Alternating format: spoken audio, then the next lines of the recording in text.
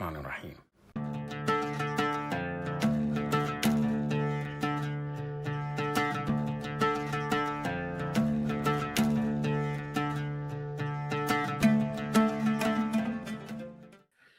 Salam, hello, peace to you all, and welcome to the second edition of Iran versus the Epstein Empire. All your bases belong to us. And this is, I think, due to popular demand and general acclaim, people really liked the dynamic between us, the analysis we were offering, and I think also the encouragement, that was part of, what we were, analyzing. We didn't let analysis lead to paralysis. We were encouraging and bringing out positive energy in the face, and hope that comes from engagement with resistance. So I think, for that reason, people really were happy with this kind of format and this program. So we thought, let's make it a series. Let's do it again. And luckily, we have 3 of our 4 to start, but we do hope that Indy will be joining us a little bit later. I think he will. Yeah, I can be sure of that.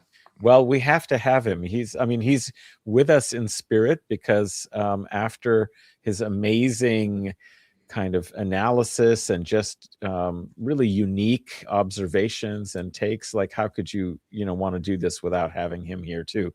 So he's with us in spirit, but he'll soon be here in body, or at least whatever bodies are in the virtual space, and we're looking forward to that. But in the meantime, it is day 4 of the war. Of course, it's a 46-7 year war. It's a generational war. It's now a regional war. So there's always a lot to talk about. We had a great discussion 2 days ago, but since then, I think there have been other developments that we should talk about. And a lot of what we were discussing was dedicated to processing and really thinking through how to interpret and understand the horrible assassination of the supreme leader Ali Khamenei. And I would say at the time we were giving encouragement, hope, trying to lift the spirits, but now I would say since then the evidence is really mounting for establishing and confirming those feelings that we had in the face of dramatic events. And I think we are being proven correct to take that approach, because I don't know how you're feeling, but as I watch the news and try and follow what's happening, I really feel like this is a momentous time, and that the empire really made a severe miscalculation based on a lot of factors that we can talk about. I think racism, Orientalism, supremacy, that those ideological filters that occlude reality, they hide reality. So we can talk about that. But I just want to sort of have you all open up with how you're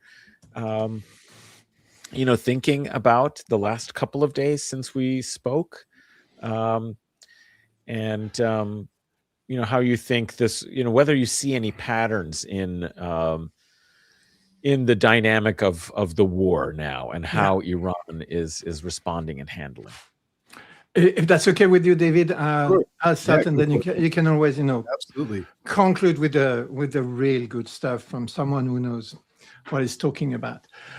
So you guys may know that I'm autistic, right? And so we are a little bit pedantic. We want to set things very precisely. So I came up with this title: All Our Bases Belong to Us. Belong to us.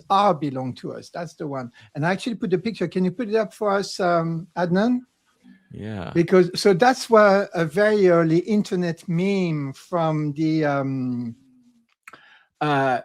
it's based on, I'll read it, what I found about it. I only knew the phrase, a poorly translated phrase from the opening cutscene of the Japanese video game Zero Wing. The phrase first appeared on the European release of the 1991 Sega Mega Drive conversion of the 1889 Japanese arcade game. And I think it's really interesting because, and if I hope I'm not going to indulge in what you call it meme abuse, but I've got another one I want to show you guys that I think is very relevant to what is going on. It's up here, and maybe you can show it. But these guys are behaving like it's 1991, right? Like they are up against Saddam Hussein, whose army had been depleted, whose country had been sanctioned to death, whose army had been actually totally exhausted by years of war against Iran, a war that had been, of course, egged on and financed and equipped in German, mustard gas and stuff to kill Iranians. And but we're not in 1991. And there's another very famous meme, a scene from the I've read this interpretation that this is the most homoerotic film ever, Top Gun. I didn't barely watch the film, but I watched the video that explained it. It was hilarious. If you want to have fun, have a look at that. And there's this very famous scene, where some Air Force brass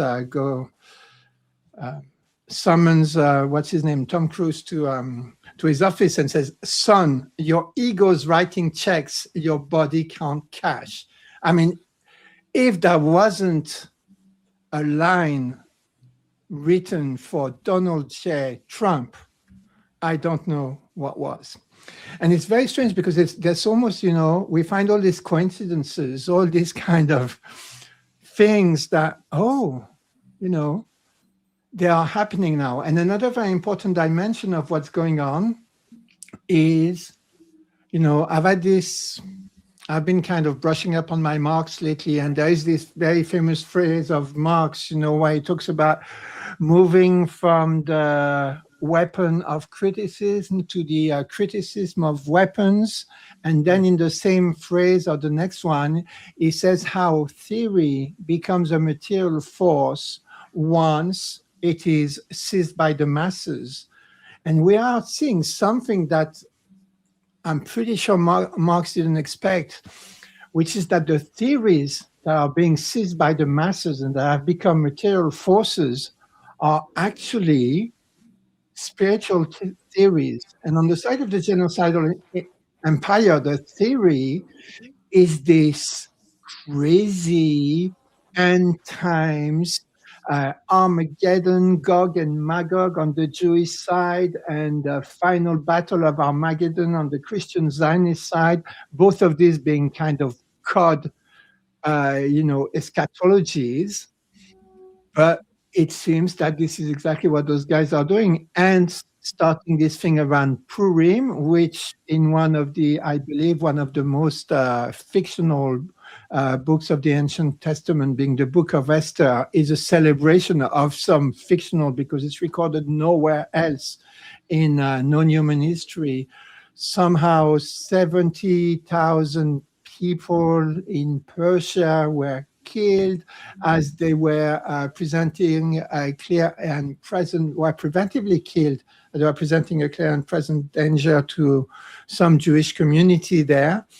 And so that's the Purim celebration.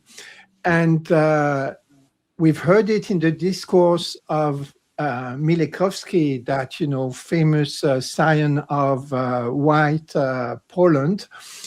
And he's been hanging around with all these crazy rabbis, especially from the Chabad cult, the guys who, dig the tunnels under Manhattan rather than providing a nice life for their people.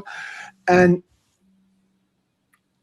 he's been using this Amalek language all the time, and he's been using it again. And those people are actually telling Mileikowsky and is himself speaking as if he's been anointed to bring the Messiah back, and this you do by provoking the final war.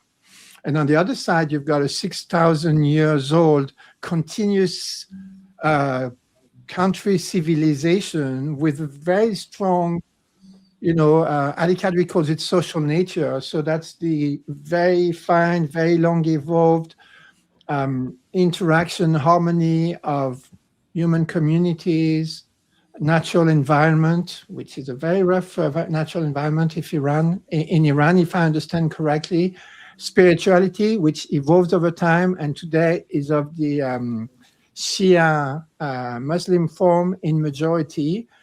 And that is very rooted in the population. This is a population that is there. And as you see the Zionist entity disintegrating in front of our very eyes, right? They are cutting off all images out of this. And the few images that are recorded by settlers, you literally hear them cry uncle on the videos.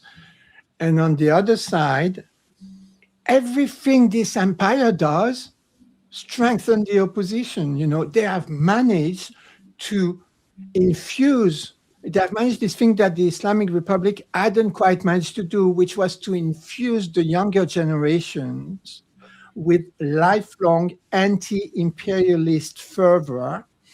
And they've even managed to unite the cities, which were, the main foci of opposition, of wanting to live like these false images of the West that the imperialist Farsi TV stations were beaming to Iran 24/7.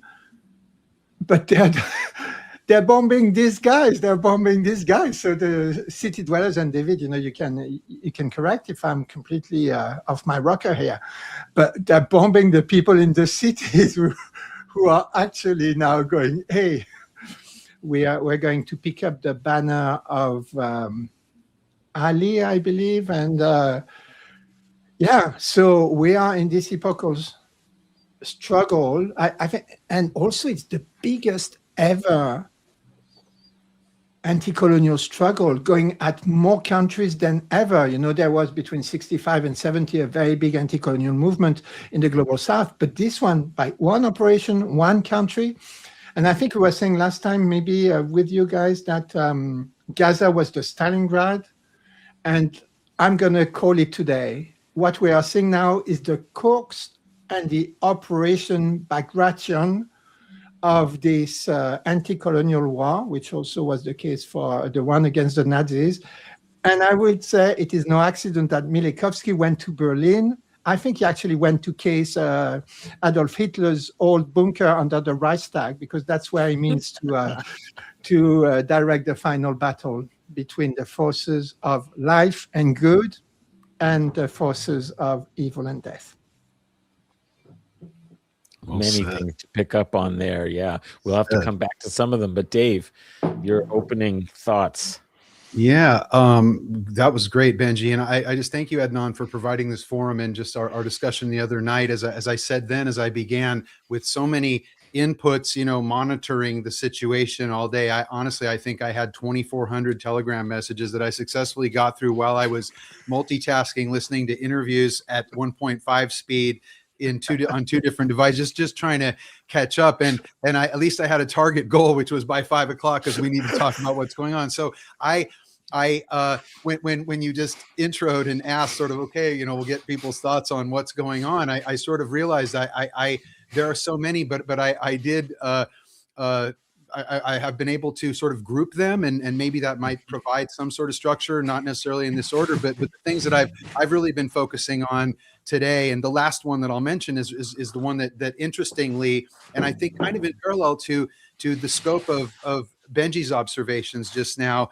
kind of parallel my general feelings about how this is going and its trajectory. And so just to begin, the mourning for Khamenei in the streets of all major Iranian cities and throughout the country, and in observing the ways in which Shiites mourn. I'm going to try to not employ too much terminology, but I was just stunned and I've been teaching about this for decades, but I don't think there is a society whose culture is more conducive to resistance and solidarity in a time of war. And just from the songs to the figures to the narratives to the color of the color revolution, and in this case it's not an astroturf bullshit revolution, it's a real revolution in its 47th year.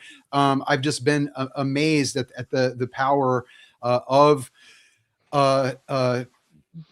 Shiism within Iranian society, and not just within those who, if you will, are practicing Shia Muslims, but for all Iranians. And so that maybe that might be an abstraction for some, but just Iranian nationalism, something open to all Iranians, and its heroes such as Imam Hussein being a hero of, I would say, most, if not, well, in my view, all Iranians, but maybe not some of the people here who lost their nation and their soul in the process. But so that has been something that I've been really focusing on, and that has been really heartening to behold. Of course, the JDAMs, the standoff munitions exploding, such as one that I saw a video from Ormia, which is where my grandfather was from.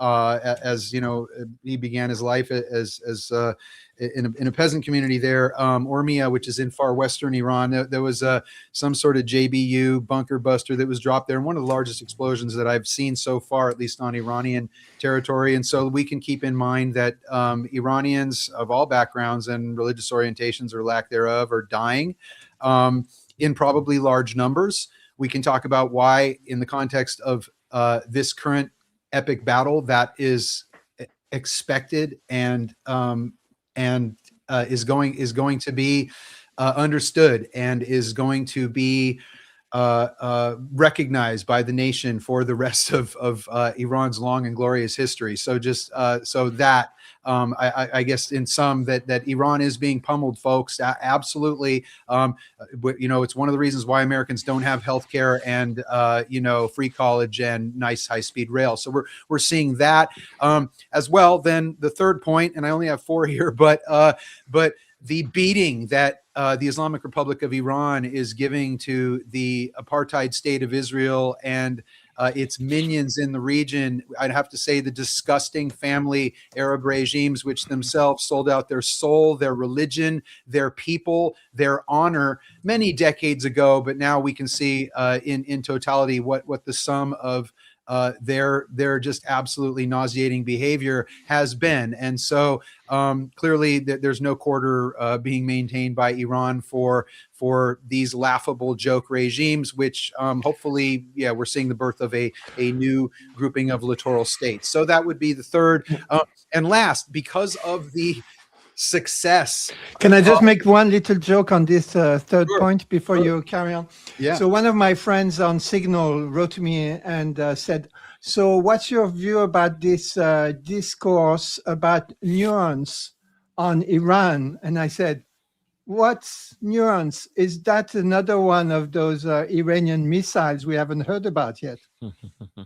Yeah, and I'll just to echo that too. Some people, depending on who they are, asking me questions today. I just have decided to not respond to their questions because they had 20 years to ask me that question and to hear the answer. And so, at a certain point, as I said with you, Adnan, over the summer, you know, it comes down to Shahab missiles, which I was correct in that it has come down to Shahab missiles, if you will, or all of the different types. It didn't come down to the UN or the E3 or the P5+1 or any of that nonsense. It's come down to Iran's indigenous domestic military strength and its resistance economy. But last, because of, irrespective of the losses in Iran, both, you know, human and material, the what I consider to be the great success of Iran's response to this illegal aggression, I've been able today to think more broadly about the strategic, geopolitical, geoeconomic results of this epic Operation Epic failure, Epic Epstein, and just a few things in that regard. For example, the United States announcing today, after losing 2 THAAD systems, and that is a high altitude interceptor for incoming ballistic missiles. 2 of them have been apparently taken out by Iran with the assistance of Chinese satellite technology and information. And so therefore the United States announced that it's going to be pulling THAAD out of South Korea. And so now here we see— So they can be demilitarized in Western Asia. Where's that THAAD going? To Israel, not to the littoral family regimes of the Persian Gulf. And so in one fell swoop, you're alienating the South Koreans. You're opening up the window, I wouldn't say for a Chinese attack, I'd say for actual diplomacy between North Korea and South Korea, and China and South Korea. The South Koreans have been sick of us in their country for decades, arguably, especially after that last coup attempt recently. So you see how that'll just be one example, one corner of the world that is already sort of being impacted by the epic failure of the Zionists and their pedo empire, their basement gimp here in the United States of America. And so there are so many different sort of political, geoeconomic issues that are interrelated here. So I'll also just say, watching the let's just call them the vassals, because I guess I'm short on adjectives right now. The European vassals squirming as they decide what to do, because they know that their people are not supportive of this illegal aggression and Zionist imperial shenanigans in the region. And yet, who are they? They're just complete disgusting lapdogs, all of them. And so it's really difficult for them right now, isn't it? You know, what does a guy like Keir Starmer say about what he's going to do right now? What does Le Petit Roi, like, you know, Macron, what's he going to say or do? So just these are the areas that I've been sort of kind of batting back and forth in my mind as I've been trying to inhale all of the details of what's been going on today. Yeah, absolutely. Bring up a lot of relevant points that I had written down in my notes that we should discuss as topics. So you've set the table, you know, and it's an amazing buffet, an array. And let's start getting into sampling some of these dishes a little further. Going back to point that Benji, you know, raised initially, really about these apocalyptic and messianic kinds of religious kind of thought and its consequences. I saw an interesting story that really kind of picked up on something that I talked about a little bit over the weekend, particularly on my discussion with colleague Ariel Salzman. We did a discussion you know, on Saturday, and we were talking about the Purim and, you know, which is the real crazy, irrational theocracy that's dangerous to the region. You know, it is, of course, not Iran. But in fact, actually, of course, one might think initially first Israel. And yes, we do understand that they have their own apocalyptic Jewish Zionists, particularly these settlers who, you know, mirror the evangelical Christian waiting for Armageddon, as Benji mentioned. But there was a story that came out and really not passively waiting, right?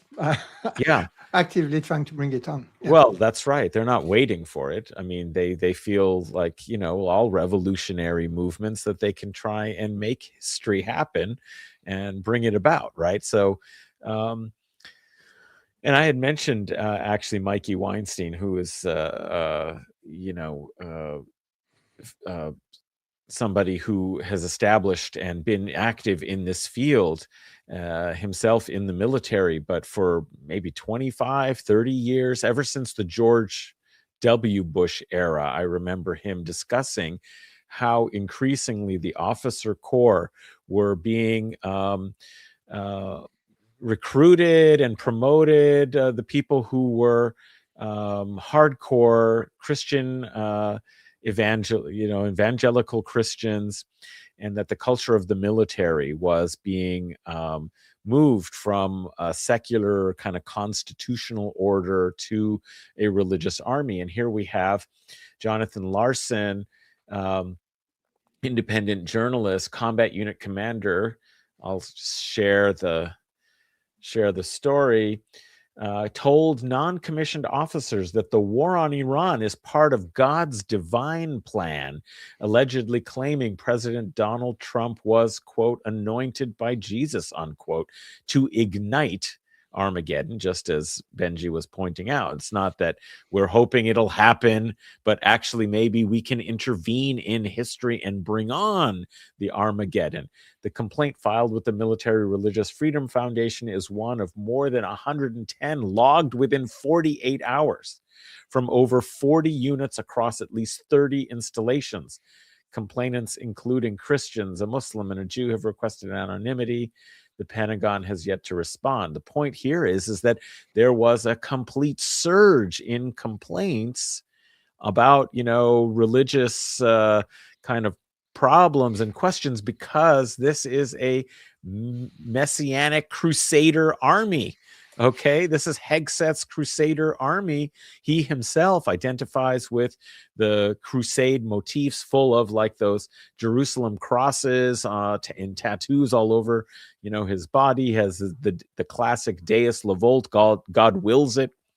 Battle cry, which first emerged from the Munich Security Conference of its time, where Pope Urban, Marco II, Rubio II, announced the plan to colonize and conquer the world for Western Christian civilization. And all of the assembled leaders and rulers and nobles and aristocrats, leapt up and started applauding him. And likewise at Clermont in 1095, they, started spontaneously chanting, God wills it, God wills it. And that became their battle cry. And so, this is happening not just in this kind of abstract ideological way, but Hegseth has himself expanded overt, as this article tells us, evangelical programming within the Pentagon, including prayer sessions and Bible studies aligned with staunch pro-Israel theology. And, you can go on with this, but it's really about trying to bring out the end times. And this just establishes what, I said, about it, a few days ago, that these groups are actually sovereign in this kind of, moment. They're the ones who are driving the actual decisions. And so I wondered if you had any thoughts about, the way this certainly plays in this context. Is like, this cannot be considered helpful, especially when you combine it with the things that Dave, mentioned about, all of the resources, defensive resources, going to protect, the state of Israel and not their erstwhile allies, the Muslims in the Gulf. I mean, these are all fodder for the final Armageddon, and I think the people in the Gulf are starting to figure out that Islamophobia is real, colonial racism is real, and they thought that they would be exempt from it if they just imitated and tried to create little enclaves of Westerns, sort of with a little bit of Arab theme. Like, we'll have some camels in the background so we can have our Orientalist exotic fantasies, but we're going to give you Disney, Los Angeles, Las Vegas, like the crass lights in the city. We're going to hold all these festivals and have, music, festivals, and recruit the Western, kind of, the crudest and most money grubbing of the Western, people who want to make a quick buck and don't mind if they have to kind of live out in some desert far away from friends and family, if they can make an extra, 50 or 100K a year to do it.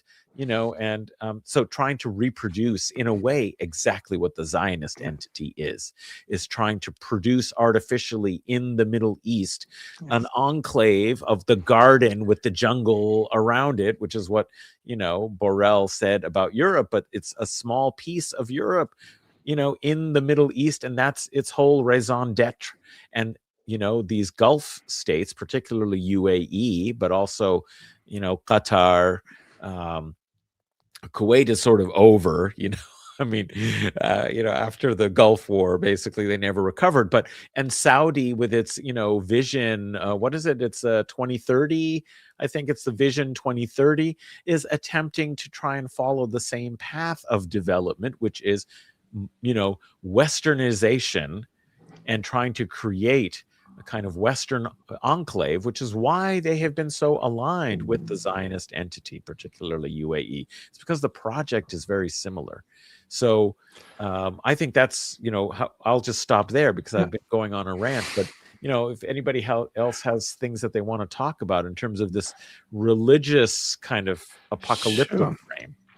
Okay, I'll start with the memes and the jokes because, I am very focused on psychological warfare. There is a very clear reason why the empire today, especially in the way it conceives of itself, is maintained by two pillars and two pillars only, to the exclusion of the rest, which, by the way, will cause its final collapse. The first one is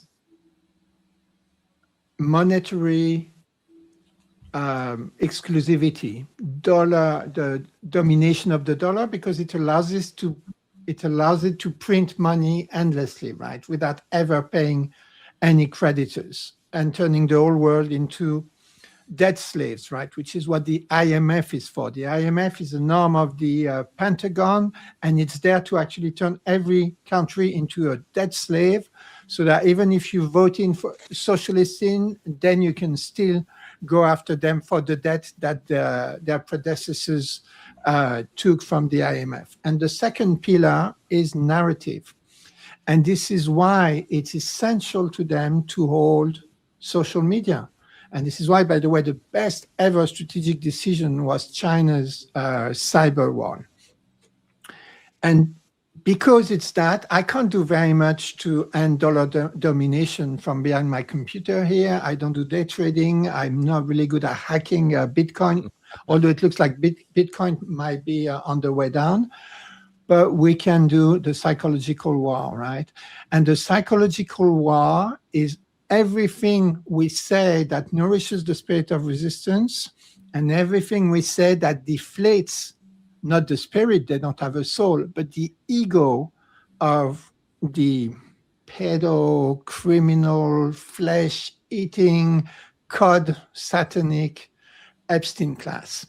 So jokes are really important. Actually, I even changed my Twitter profile to reveal myself as a foot soldier of Unit 2027. You remember Sheikh Yassin said this thing wouldn't last, this abomination wouldn't last past 2027, of the psychological warfare brigade of the free people of the world, because that's what I've always been in these spaces. And so I'm going to start with a few of those bombs, because the best way to get at them is to, shitpost at them on social media, of course. And there are all sorts of other material ways to go at them, like, for example, engineering a missile, which you might call neurons, and then boom, boom, Tel Aviv.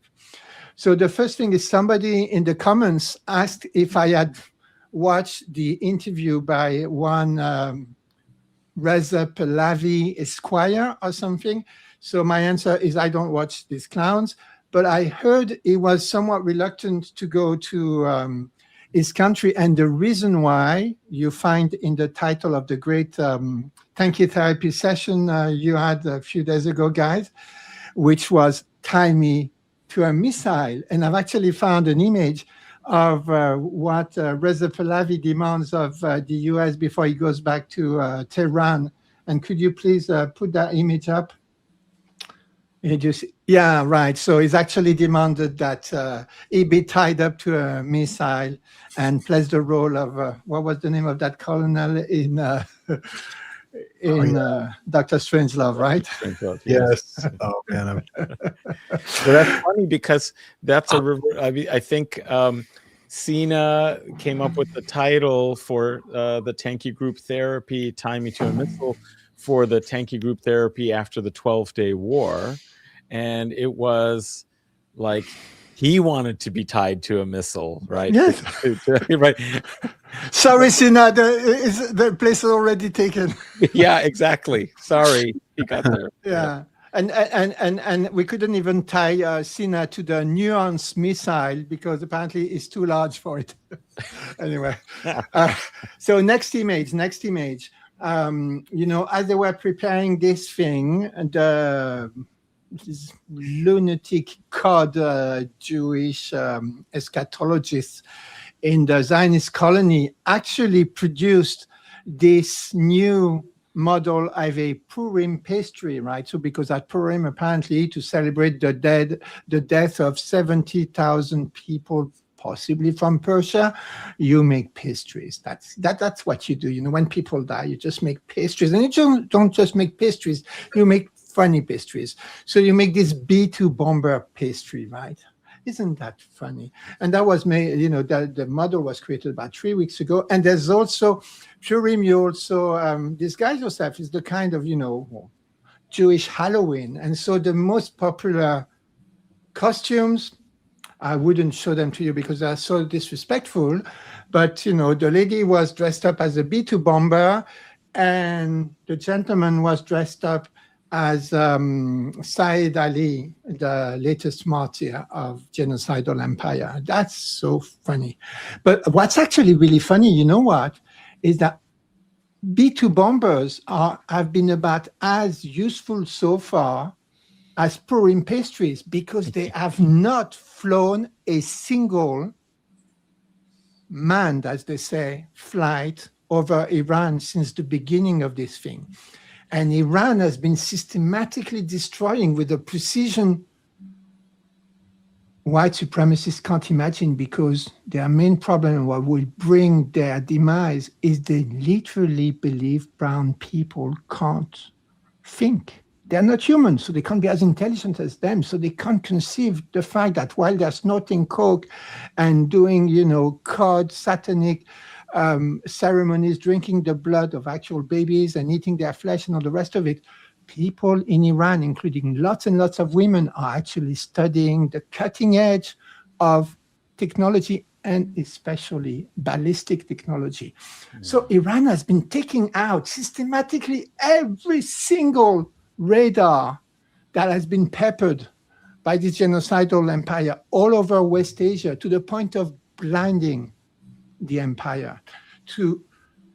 And they have destroyed. Did you see Colonel McGregor? I don't, of course, agree with his political views, but it doesn't always talk nonsense. Amidst the white supremacist military analysts that have some kind of a profile, he was once close to Trump, is one of the most honest one, I'd say. And today he was on some, probably not the Fox News channel that Trump is glued to, but it was on some MSM media saying all the US bases in West Asia have not just been hit, have been destroyed, have been decommissioned. And brothers and sisters, let me tell you right now, these bases will never be rebuilt. Mm-hmm. This is the end of the physical presence of the crusader, child-raping, flesh-eating Epstein Empire in West Asia, and the end of its Zionist colony. It's never coming back. And you know what? Everybody knows it. And someone asked me if I'd listened to Trump's latest speech. I know what to do with Trump's TV appearances. I mean, you can do a little bit. You watch him 5 minutes, and then you can make the most wonderful imitation, like you've never seen, like the world has never seen. But once you get this, don't ever listen to the guy anymore. Just watch him with the sound off. Watch him with the sound off.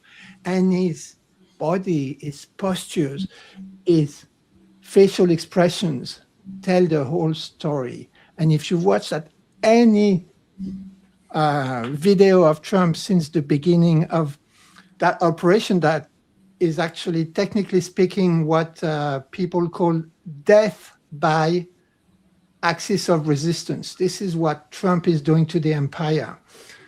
The guy is defeated to an extent that I've rarely seen a narcissist look that defeated, right? It's over. Stick a fork in this empire and turn it over because it's done. So all we need to do now is to put the boot in. I'm thinking that we would, I really want to frame a piece around this moment and the final decolonization of West Asia around the fall of Acre. We're in 1291, people, when the last of the Crusader states in Akka, was finally defeated, right? So I think that's an absolutely important point.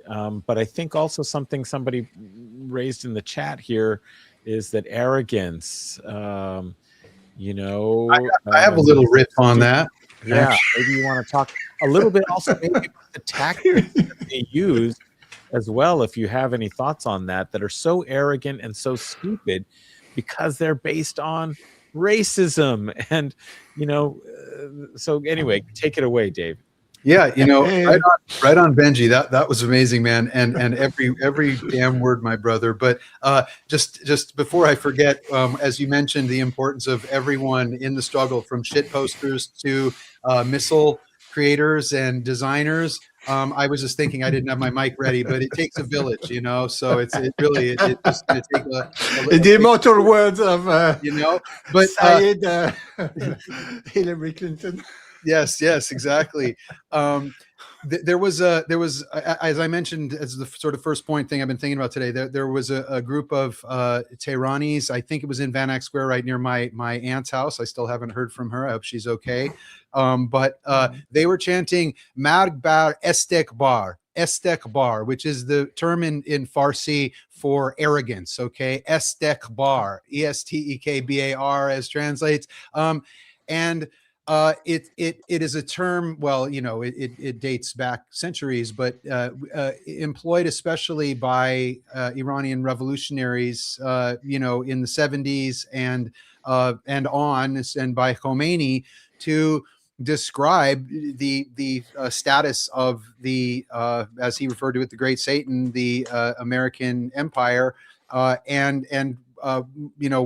would say essential feature of what undergirds how it operates in relation to the rest of the world. And so it's in this context of the arrogance that we could potentially discuss not only the decision to do this in light of how many of us and how many sources are there that could have enabled the military or the political leadership to know what was going to happen, right? But of course, what do we know, right?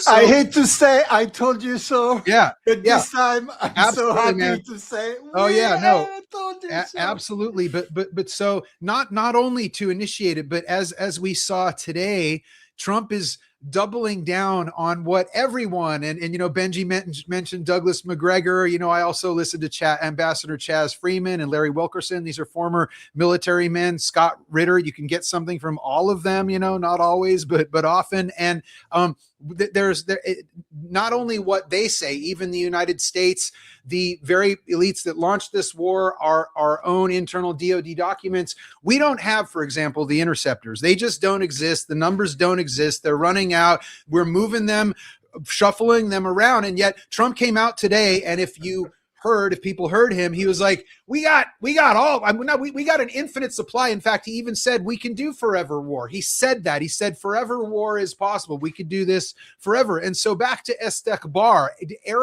arrogance of the American empire.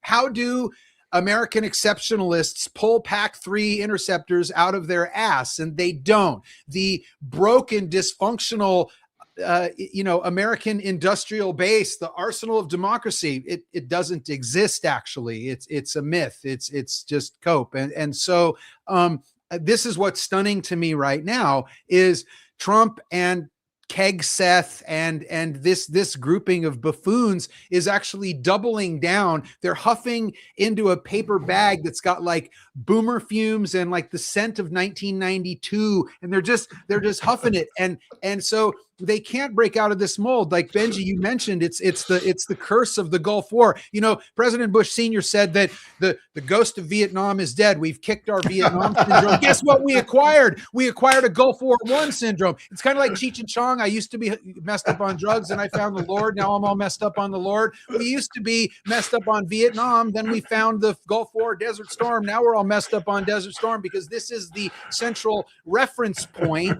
You know, they even brought along the A-10 Warthogs because they wanted to do another Highway of Death. But guess what? You're never going to get anywhere close to Iranian territory with those fucking things. So pardon my French, Benji. But so just Estekbar. This is it's really, like, I have to say, and just one more thing as I move through my list to sort of try to if at all possible enhance what Benji said there. But this relates back to what we were talking about in our last discussion about Sinwarian accelerationism. Like, Sinwar kicked it off, and Iran was forced to do this. Did you see Arakchi in the last couple days? And you hear the Omani minister, they were ready to talk about anything, dude. It's all on the table. It's just got to be respectful. It's not going to be at the barrel of a gun. And they decided to attack the Islamic Republic of Iran. So this is they're reaping what they have sown. This is chickens coming home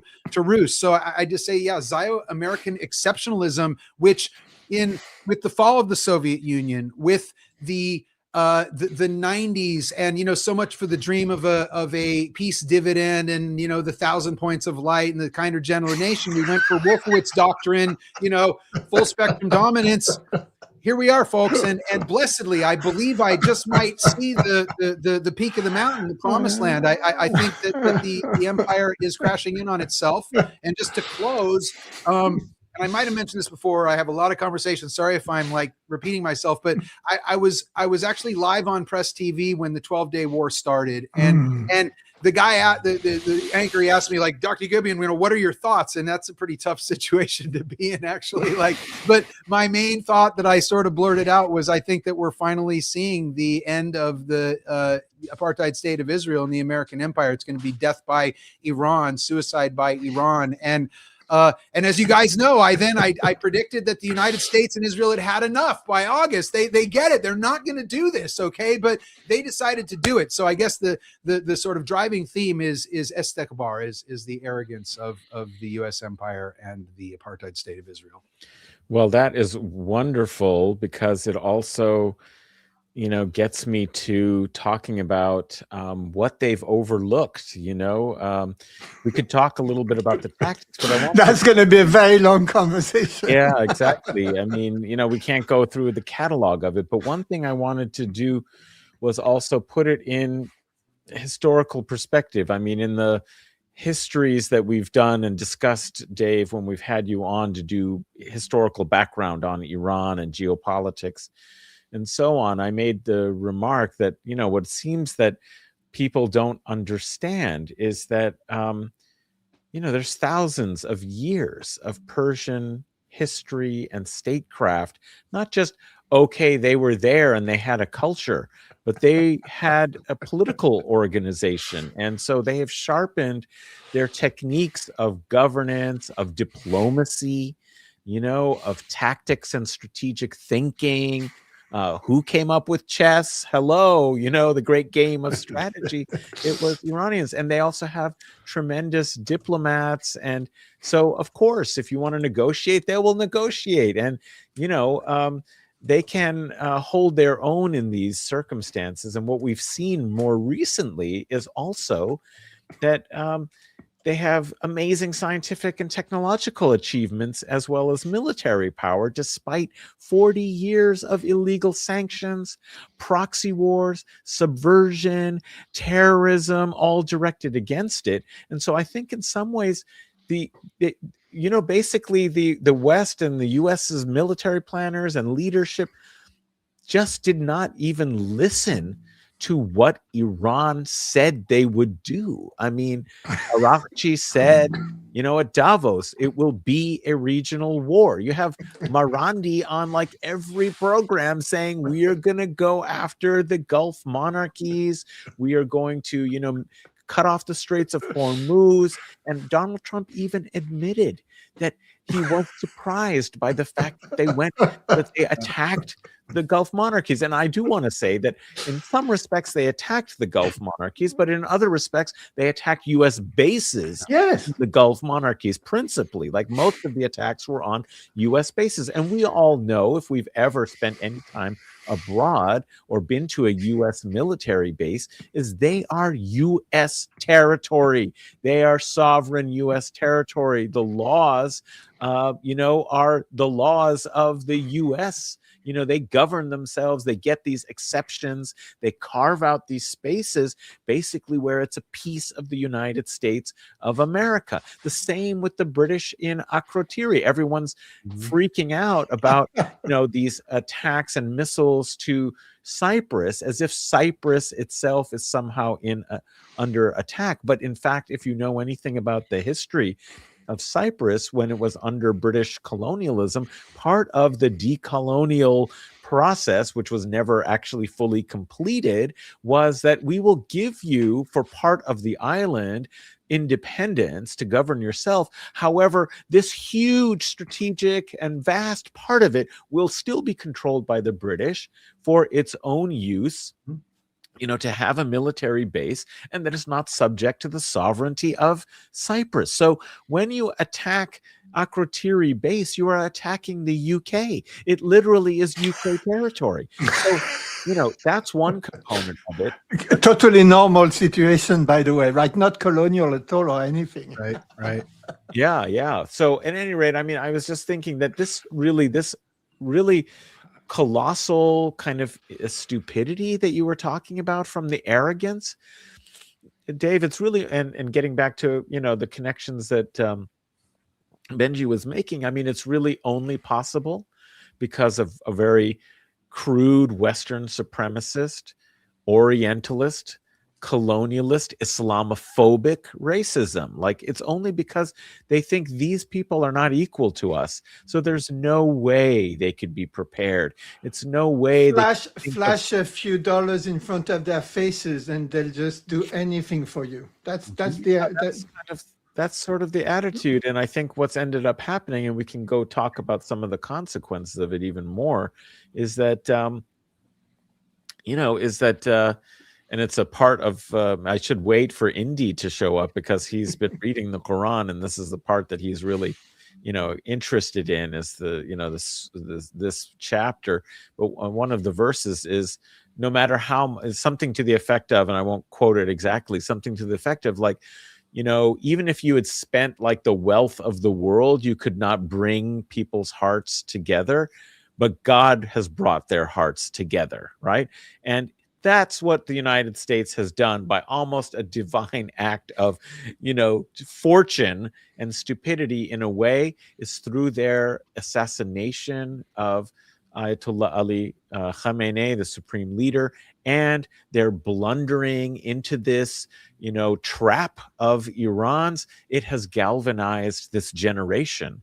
And something I would really recommend everyone to go listen to Ali Alizadeh's discussion with Max Blumenthal on the Gray Zone. He really, really got this kind of sensibility of how this has been a transformative effect, putting it into context that the revolutionary spirit, this generation is 40, years from the 40 plus years away from the revolution. It's like ancient history. I teach, history and I'm sure, Dave, you have the same experience. You're teaching about events like the Gulf War. It's like ancient history to this generation.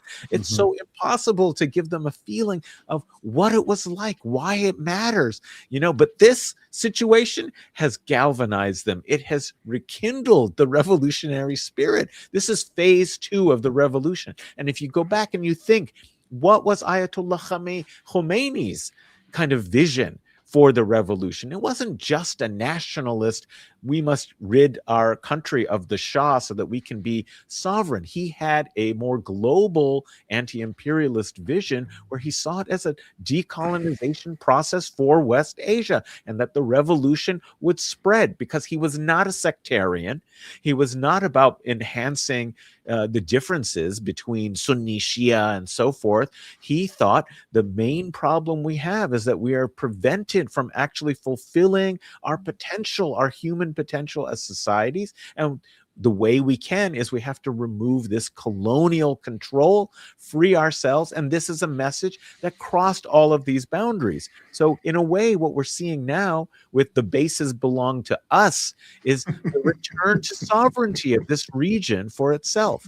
Oh, so man. Can I just jump in really quickly? All your base belong to us. I love yes. You. You know, Adnan, one thing I just, that's really brilliant. And just because I just realized in our conversation, that's why this is so awesome to have this time to hear from you and to think about, you know, broader dynamics. But let's go back to the Iranian Revolution. What's up, Indy? The Iranian Revolution, and during the Iran-Iraq War during the 80s, it was claimed by the littoral family regimes of the Persian Gulf and the United States and, you know, Israel and everybody else that, oh my God, you know, Khomeini's trying to spread Shia Islamic revolution. He's trying to spread Velayat Faqih, you know, the governance of the jurist, to all of these countries. And so therefore what we need to combat him by going with the CIA and implanting like Takfiri head choppers in Afghanistan and destroying its complex Islamic culture, etc. Whether or not Khomeini had this vision of internationalizing Shia Islamic revolution and culture, what I find fascinating in the context of Estekbar and unintended blowback on the Zionists and the CIA is today I was chuckling all day long reading X and sending them probably to you, brother Adnan, and some other friends, where people are joking like, wow, my dad's converted to Shiism. He's 75 years old. He's just watching TV. Like, you know, I've always known that I was spiritually Shia. Like people, like secular people, rock and rollers going like, Ya Hussein, like Imam Hussein. Like, so did Iran, but through its stalwart, like, you know, defense of its values and revolution, end up enabling the revolution of Imam Khomeini to truly spread through the hearts and minds of people, not only in the region, but throughout the world, right? So I just, I'm mutuals on Twitter with Lexi Alexander, who's actually a Palestinian filmmaker, and she tweeted today, she said, I'm actually a member of a Radio Ham little discussion group, and they're all between 60 and 70 white males. I even pretend to be a white male. Yes, I know I'm an idiot, to be part of the group online. And she said, I kid you not, 80% of these guys are all pro-Iran and saying, go, go, go, go. Mm-hmm, mm-hmm. Yeah, or we have to welcome Indy to the program. I was listening on the drive over. Thanks for that's great. I'm using too many swear words in front of my kids. That's good.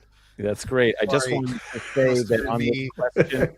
No, that was later. That's fine. In 2024, I said I must admit, like, okay, well, I'm a Sunni Muslim. I feel politically Shia. Okay, so, but in any case, yes, Indy, welcome. How are you doing? Okay.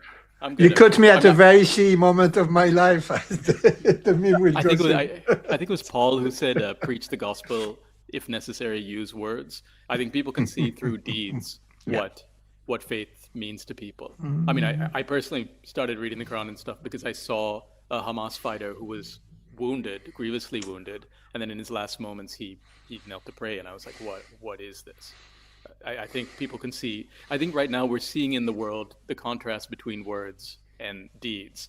Iran is not competing in the propaganda field as in influencers and media and so on, but at some level people can see, and I think they made it clear through facts that, hey, these people were attacked and they're fighting back, or there is a genocide and these people are resisting it. And on the other side, there's all these words, but at some point you can see deeds, and I think that's making all the difference.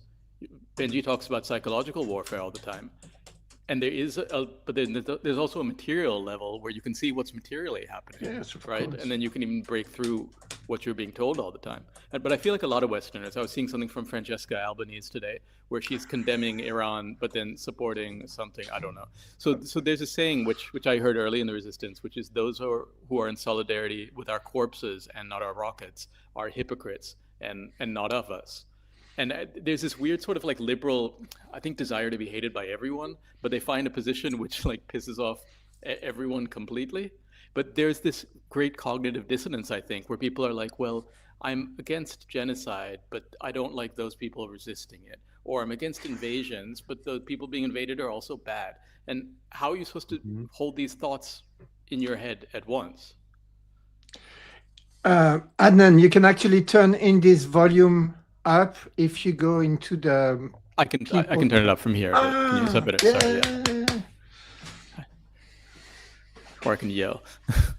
Yeah, well, that was a great point, though, that you were making, and something that has bedeviled us, like, trying to deal with politics of solidarity, from the so-called left, whatever that, might actually mean or not mean, but that designation that some people self-identify with. But, that has been a very frustrating discussion that has come and divided and weakened us in moments where solidarity has been absolutely necessary, with this kind of like obsession with articulating one's truth. Like, it's so important for the individual, regardless of the context, the political meaning of saying and expressing it in this moment, that nonetheless, it has to be said that I condemn this, human rights violation or that terrible so-called regime, or, when it's not actually politically germane or useful in the moment and is only about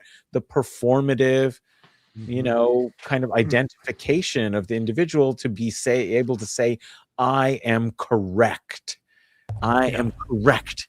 I know these facts and I must express that I know that these are, but really what it is it's just denial of empathy, and also it's this kind of separating the people from the state.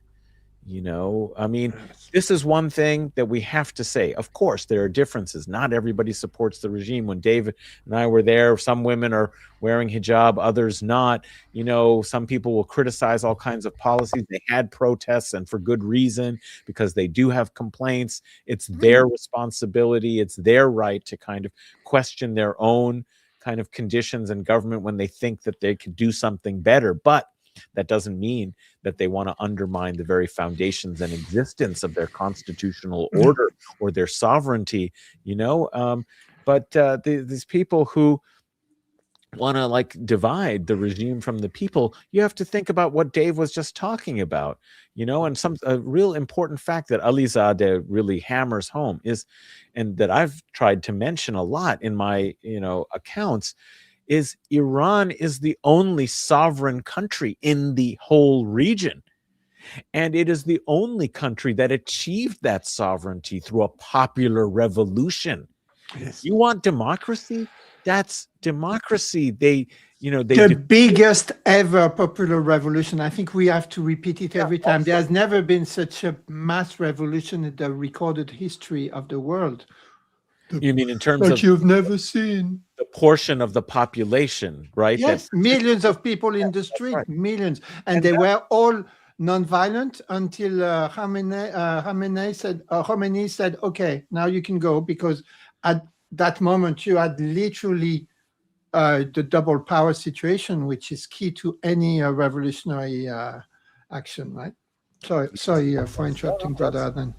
No, that's great. I mean, that flows from what India was saying, is that, what is the effect of trying to hold these opposite points in this particular moment? I think what it does is it undermines genuine solidarity and action against the real problem, which is sanctions. Well, how many of these people, who are criticizing the government of Iran have had protests or written to any of their political officials or expressed anything about the injustice of these sanctions that have killed so many people. Isn't it the British medical journal The Lancet that estimated since 1972 that unilateral illegal sanctions by the United States and their allies have killed 36 million people.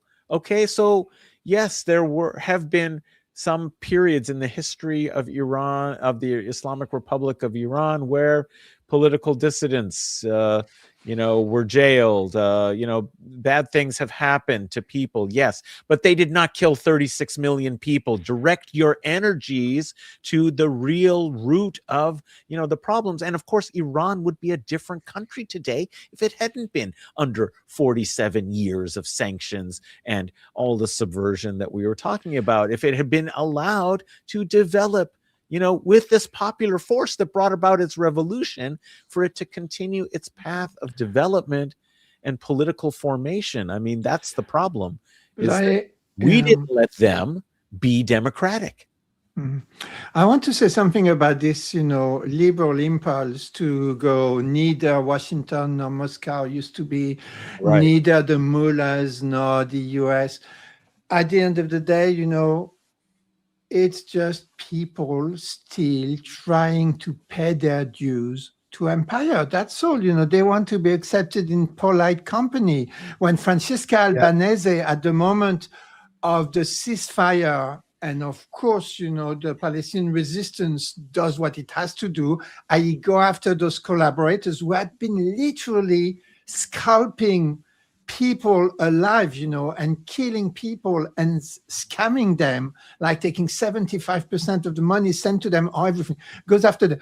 Suddenly, Francesca goes, no, they should be treated, in the proper court of law. All the courts of law have been destroyed. What are you talking about, right? Oh, no, principles are for everybody all the time. And then now she does this. At least you could say she knows a little bit about Palestine. Actually, she knows nothing about Gaza, but she does know about the West Bank. I'll grant her that. And on Iran, what kind of an expertise does she have? And then she comes, prancing around saying, oh, no, it's very bad killing your own people, but it shouldn't be done that way. And never, ever a word about the sanctions, right? Never a word from those people about do something material, leave the sanctions, you genocidal maniacs. And psychologically, what it is they still hope that they are going to be accepted in polite company. They still hope that you can speak to those demons, like maybe the most charitable interpretation of it is I see people trapped in narcissistic relationship, and having been trapped myself in such relationships, I know what it is. It's like there's this sense that it's all a giant misunderstanding. And if only they could see your pure heart, they would see that it was a misunderstanding, and we could all go kumbaya around the campfire, right? This is how it works psychologically. And if I'm charitable to Francesca, which I've stopped being because that's enough, but anyway, if I were to be charitable or she came to see me as a client, I would probably start seeing it that way. This delusion, which is rational when you're trapped inside, that it's all a giant misunderstanding, like those people like Branko, what's his name, like he says he's good. Yeah, he has to go to the colony in 2 months' time for a very important conference because, he needs to he just wants to drink and have an affair like people do. Branko, there won't be any place for you to hold your conference in 2 months' time. What are you even talking about? But there is no misunderstanding. We are actually dealing with people. I call them literal demons, not because I believe in demons, but because they have decided to believe themselves as demons. So, I respect everybody's identity. You want to self-identify as a demon? Okay, I'm all for diversity. You're a demon, but we're also going, us, the half-decent human beings are going to treat you as a demon. And you don't talk with a demon. You don't try to, clear misunderstandings with demons. You just chase them out of the yam. Chase these crazy bald heads. If I may add something, I think it's like with people who have a good passport don't understand what having a bad passport is like. I think Western liberals don't understand that this judging and criticizing other countries is an imperial privilege in itself. So Sri Lankans don't go saying France should do this, or like, no, you're laughing, but it's no, but I'm laughing like, because it would be crazy. If People all wouldn't things are think of equal, it. yeah, why shouldn't we? Yeah. Right? But sometimes, so because I guess, I don't know, because of me, I go and criticize other countries sometimes, and then people attack, they immediately they Google Sri Lanka, and then they find, those are the good ones. They Google Sri Lanka and they find some reason I shouldn't talk because of that, or they think I'm an Indian and they tell me bad stuff about India. But it comes down to just, there is that arrogance. What was the Persian word again, David? Estekbar.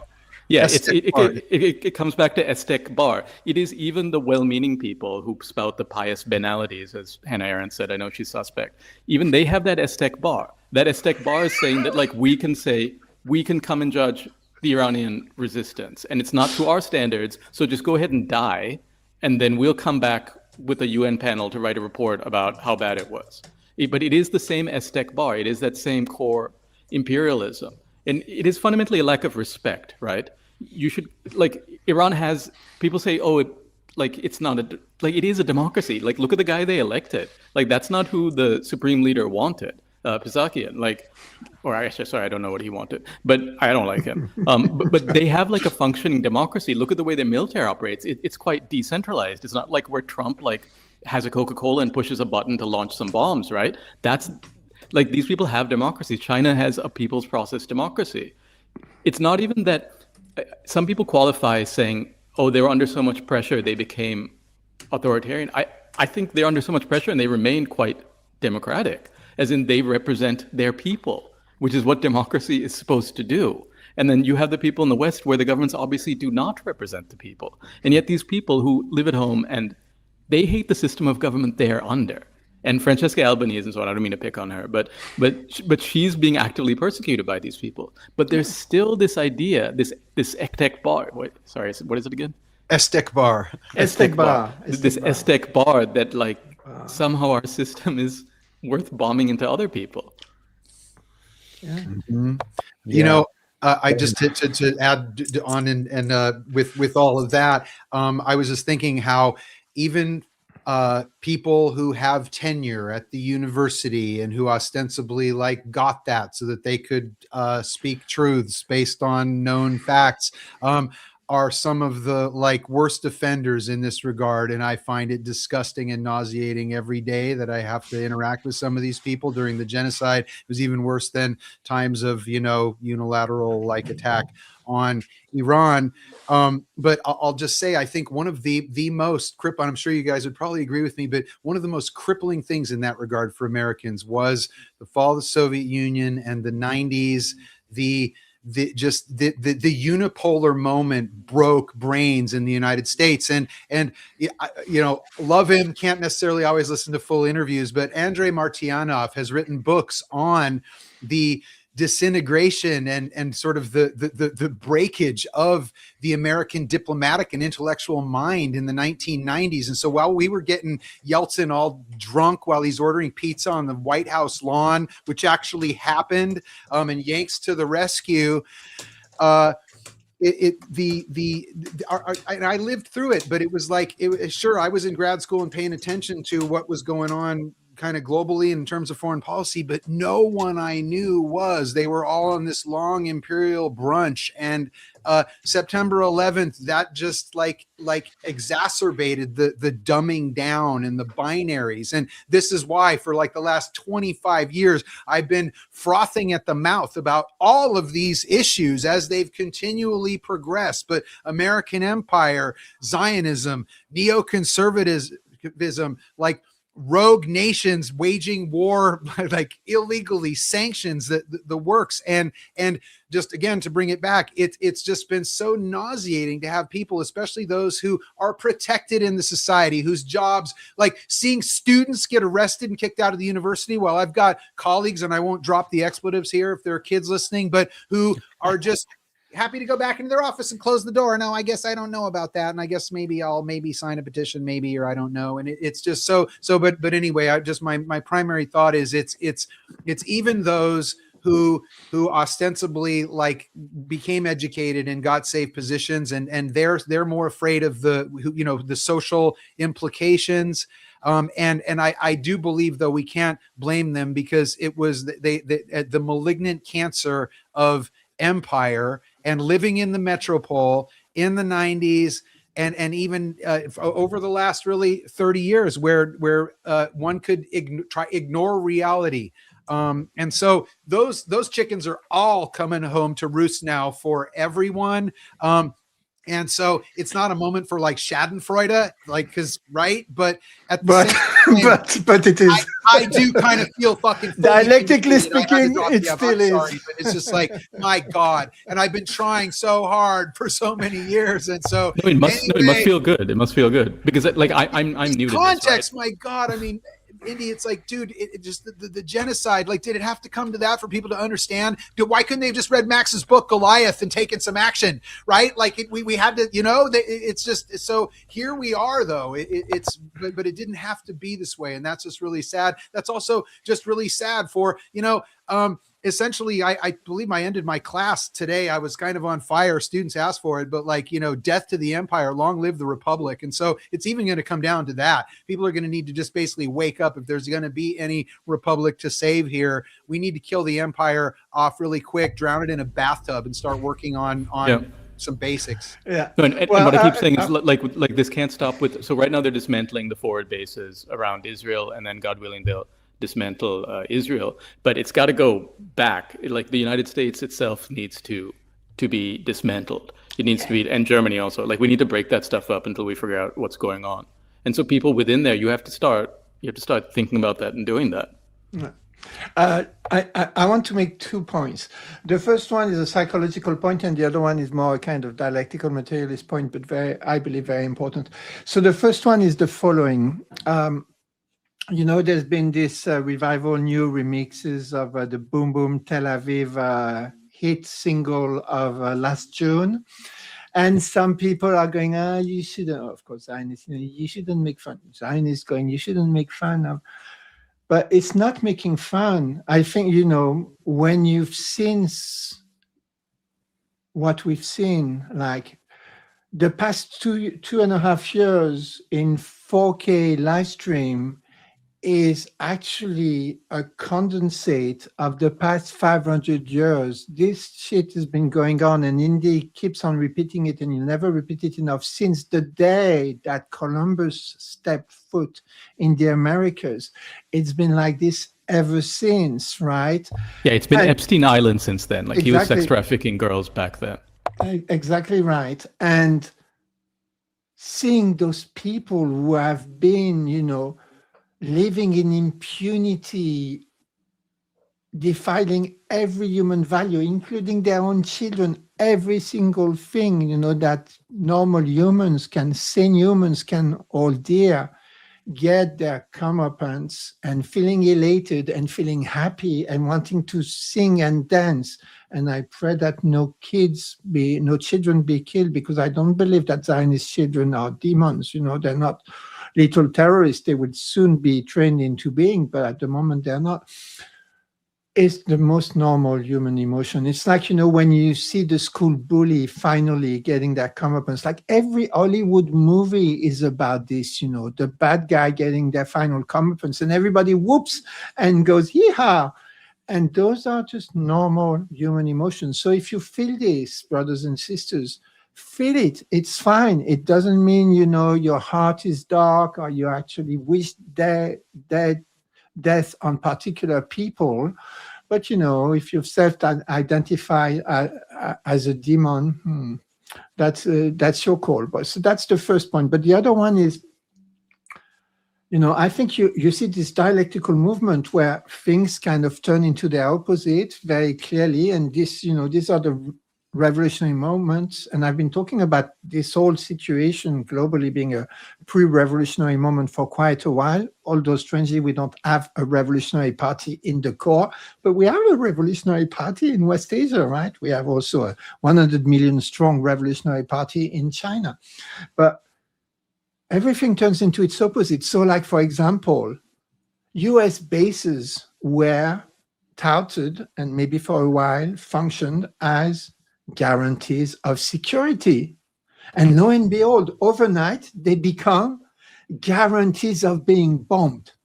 They become guarantees of insecurity, right?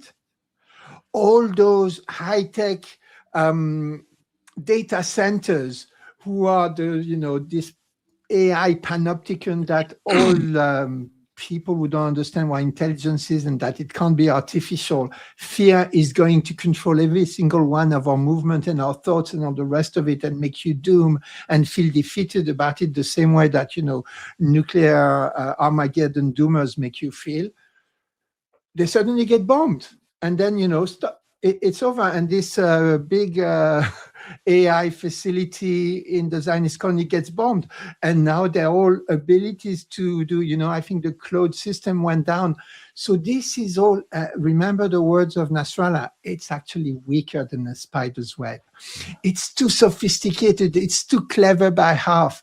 And when you're too clever by half, it means you haven't done the actual material work of knowing the land, of knowing the people, of knowing the traditions, of going door to door, seeing what people need, how you can improve their lot, and all the rest of it in conditions that it's been said are absolutely atrocious. So we are seeing this moment, and I believe this is why, I'm a Marxist, I'm a dialectical materialist, but I'm not, and I saw some people in the chat, I don't think that means, believing in God or what, some people I think very disrespectfully call imaginary beings in the sky is ridiculous.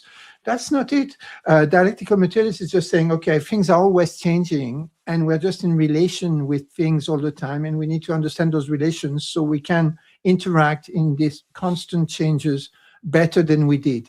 But no science, nothing is ever going to tell you whether there is a God or not, what's the ultimate answer to life's most profound mysteries. That's not the name of the game anyway. So why should we fight on these particular points?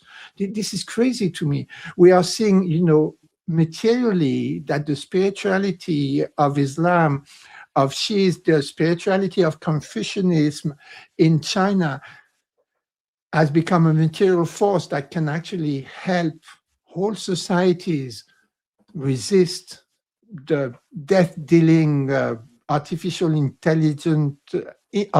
intelligent algorithm of capital. We should go, that's great. Let's see what we have in common.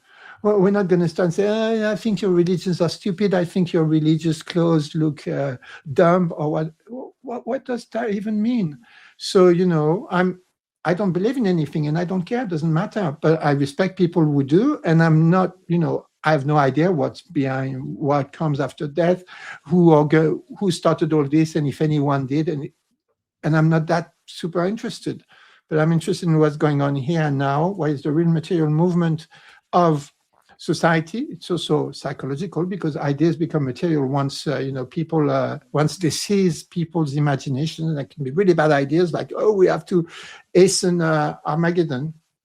And I think this is what we're seeing. And it behooves us Marxists to go, okay, you know what?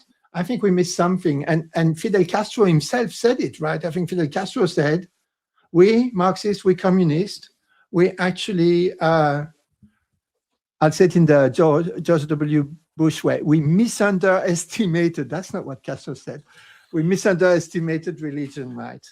And fool me once, shame on you, fool me twice, won't get fooled again, or whatever, like Pete Townsend said. I think Western people messed up Eastern religion so bad that they think the whole category is bad. But but like not everybody else has messed it up that much. Well, I do want to show a brief video that I think picks up on the theme that Benji was just mentioning with Indy. But Zerubbabel777 said, I breathed a sigh of relief when I saw the notification of this live. Thanks, Adnan and everyone. It's wonderful to have you here, Zerubbabel. Thank you for your appreciation. But guess what, everybody? Zerubbabel knew about this because Zerubbabel subscribed to the channel. So give a like to this stream, subscribe to the channel so you find out about it. And then, you don't need to be late. You'll find out. So that's great. Well, I want to show this. just on what you were saying, like, it's clearly a resource. جمال و کمال و خصال و صفا مثلی آسمانیان در تغییر از خطب خواندن تو یا اول حسد دست خالی ما و دامن تو اسم تو ورد زبانم یا علی مددی به کربلا برسانم یا علی مددی به کربلا برسانم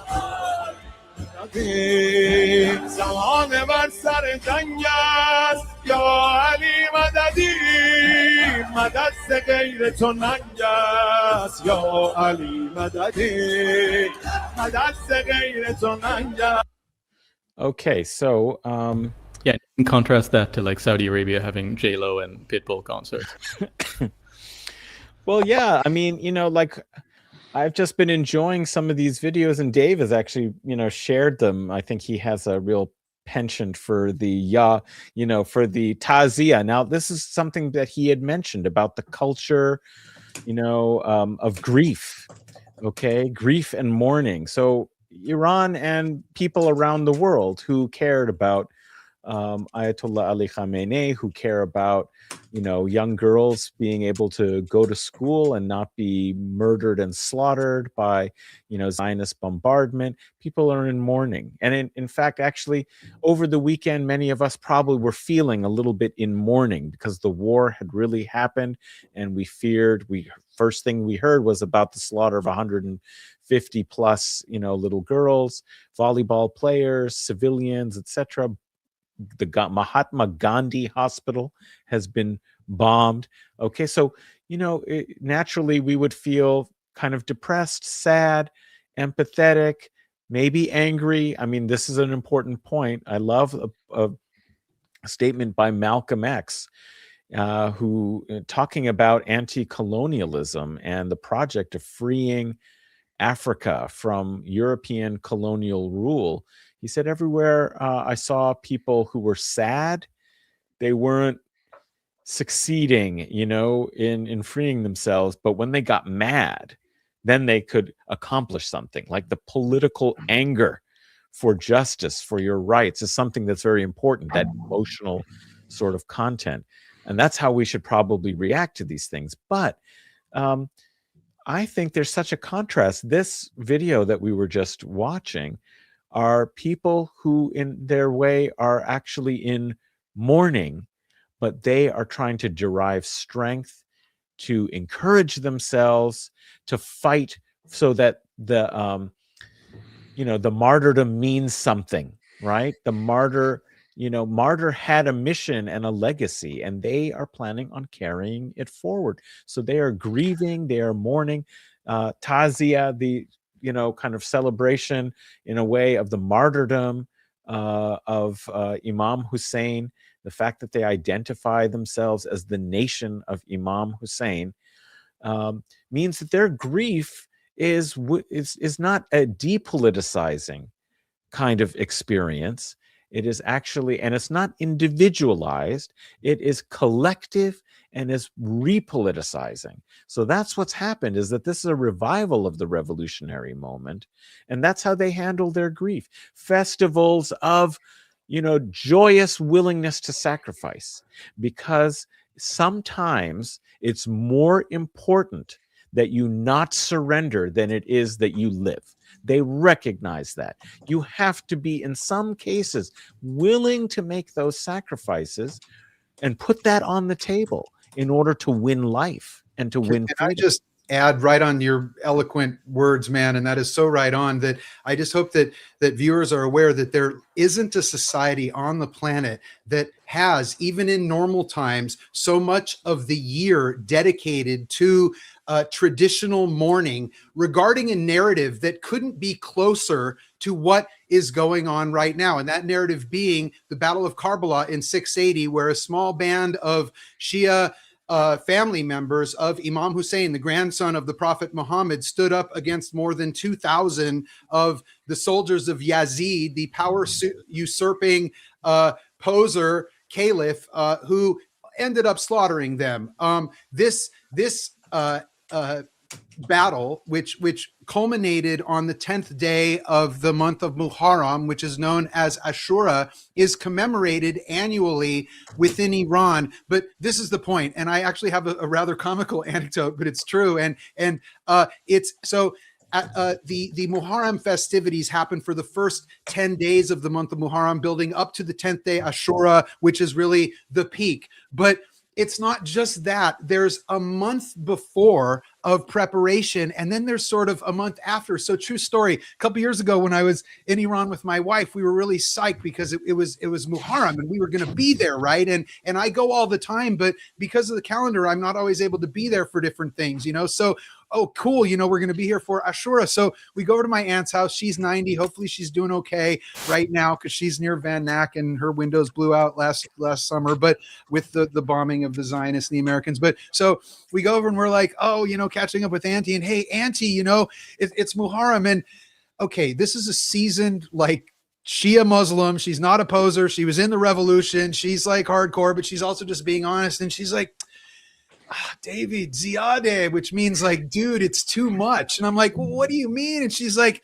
God, man, it's like a month before, and then we have the 10 days, and then after, like, and it was classic because, like, what Auntie was speaking to was the fact that essentially a fourth of the year is dedicated to this narrative of the sacrifice of Imam Hussein and his kids, right? Like these are stories that in those 10 days are told, and the stories of how little girls were slaughtered. And my wife and I, we were watching the TV, and they had this pretty amazing sort of like play where they had hundreds of young Iranian schoolgirls all in white or black hijab who were rocking the cradle of their lost martyr and weeping. And it was like, I don't really have words. It was like this, like, powerful to behold, like this ritual. It was on TV, and there was this grouping of like male sort of judges who were like watching it and like crying, but also going like, yeah, like that's the moment. And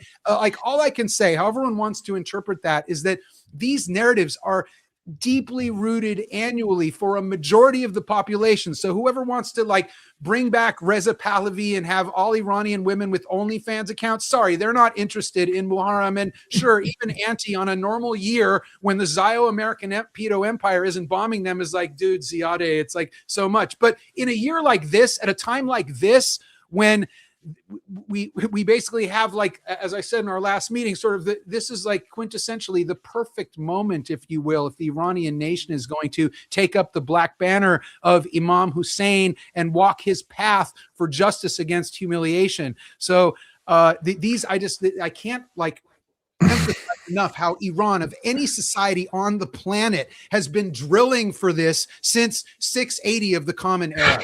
Okay? Whether or not the 12th Imam comes back, it doesn't matter, because we got it locked down here, is what the Iranian nation says. May I just come in here? First, I just want to say that there was a moment when you started, David, where it happened in our conversation that we had on our Cyclip series, which you can watch on our Substack. You just, and I know it's everybody who saw it saw the same. You make us love Iran. You bring Iran and Iranians to life, and I could feel my heart in my chest, filling with love for your country, for your people, and you have this ability to bring your country alive that I've not experienced from anyone else. So I wanted to bless you for this and to express my gratitude for that ability that you have. And people in the chat see it, everybody knows it. I want to make some psychological points here. Well, number one, Aude was saying, and I agree with her, and I could feel it as I was saying it, when I go, okay, I don't wish the death of a single Zionist child, a single child of Zionists. And I can feel myself going, don't I? Like, I know how they're educated. I know they become genocidal maniacs very early. But then I go back to my humanity. I'm also a clinical psychologist. But as a clinical psychologist, I will never give up on any children. But then I reflected more, and I will never give up on any child. This is just to me, it's your basic entrance ticket to humanity. I don't care, like it's a wager, but I'm going to take it. I am going to love every single Zionist child, not when they're part of the colony and they participate in, going to, I don't know, look at through binoculars at Gaza being holocausted. That's not what I mean. But there is a level at which you cannot touch children. I'm not going to touch children, and I'm not going to become like them, and we're not becoming like them, and nobody's becoming like them. That's what the demons do. We will never do that. And there is another point really important that you brought to life, because I only see it in clinical practice. That is that grief and love are two sides of the same coin. And yes, it's been said in the chat, we live in this crazy death-phobic society, grief-phobic society. I mean, in the last edition of the DSM, the Diagnostic Statistical Manual, where they put, every 10 years they add another 100 so-called mental illness so they can sell you new pills for it. They added last time pathological grief. And you know what's pathological grief? If you feel sad at losing a loved one more than 2 weeks. I'm like, what? If you don't feel sad at losing somebody you loved with all your heart more than 2 weeks, then maybe where I can talk about being pathological, although I don't even work with this concept of mental illness. But when I do grief work with my clients, when I do proper grief work, I always get them to the place where I won't ask it in those terms. But the question is, okay, your pain is actually the measure of your love. If you want your pain at your loss to go, it's very simple. All you need to do is stop loving. So imagine that you lost a child. When I think of losing my son, the second I even conceive of it, I want to cry, and I don't think I'm going to be able to continue living, right? So if you want to not grieve the death of that being you love most in the world, and for me, it's my son, it's very easy. Just don't love them. And when I see the equation like this, honestly, I would go, no, make me suffer more so I can love even more. And I think there is something in what I understand you describe of Shiism that gets this at the deepest possible level. And, I've heard it described over the years as a kind of a death cult. And pardon me, but I kind of bought into it for a while, like out of ignorance, And now I understand it's not that at all. It's what love is. If you love, you are going to grieve. Like someone is going to, or you may be martyred like some people by a drone from the empire, right, with your loved ones. But, in most lives, one of you is going to grieve the other one. That's just part of the deal. But grief is love, and love is grief. That's fascinating. Thank you, guys. Like, if you think about funerals, like, why does everyone show up, right? You're dead. But people go to a funeral because it sort of stitches the community back together. It helps the family heal. Like, when someone in my family died, like, if for that day you have a lot to do socially, and you're not just alone in your grief, and that helps you. And if you think of our existence not as individuals, but as communities, it's like you get a tear in the fabric, and then people come together to heal that tear. And so grief, it is love. So in Sri Lanka, we have something called a dane. So my grandfather, he died 51 years ago. And I know that because every year on his death day, which was a sad day, we feed monks, and then everybody in the village gets to eat also. And then I realize now I never met my grandfather, but then I know him through that. And then that keeps our community, like the community that was around him, it keeps it stitched together. So 95% of him is still there. And then I think Westerners who come from traumatic situations, I think colonization is a traumatic situation for the colonizer. They think that this is something you can do to break someone's spirit, to break a community, to break a population, when in fact it just stitches them together even tighter. Yes. Yeah. I mean, this is really pretty intense conversation, to go through.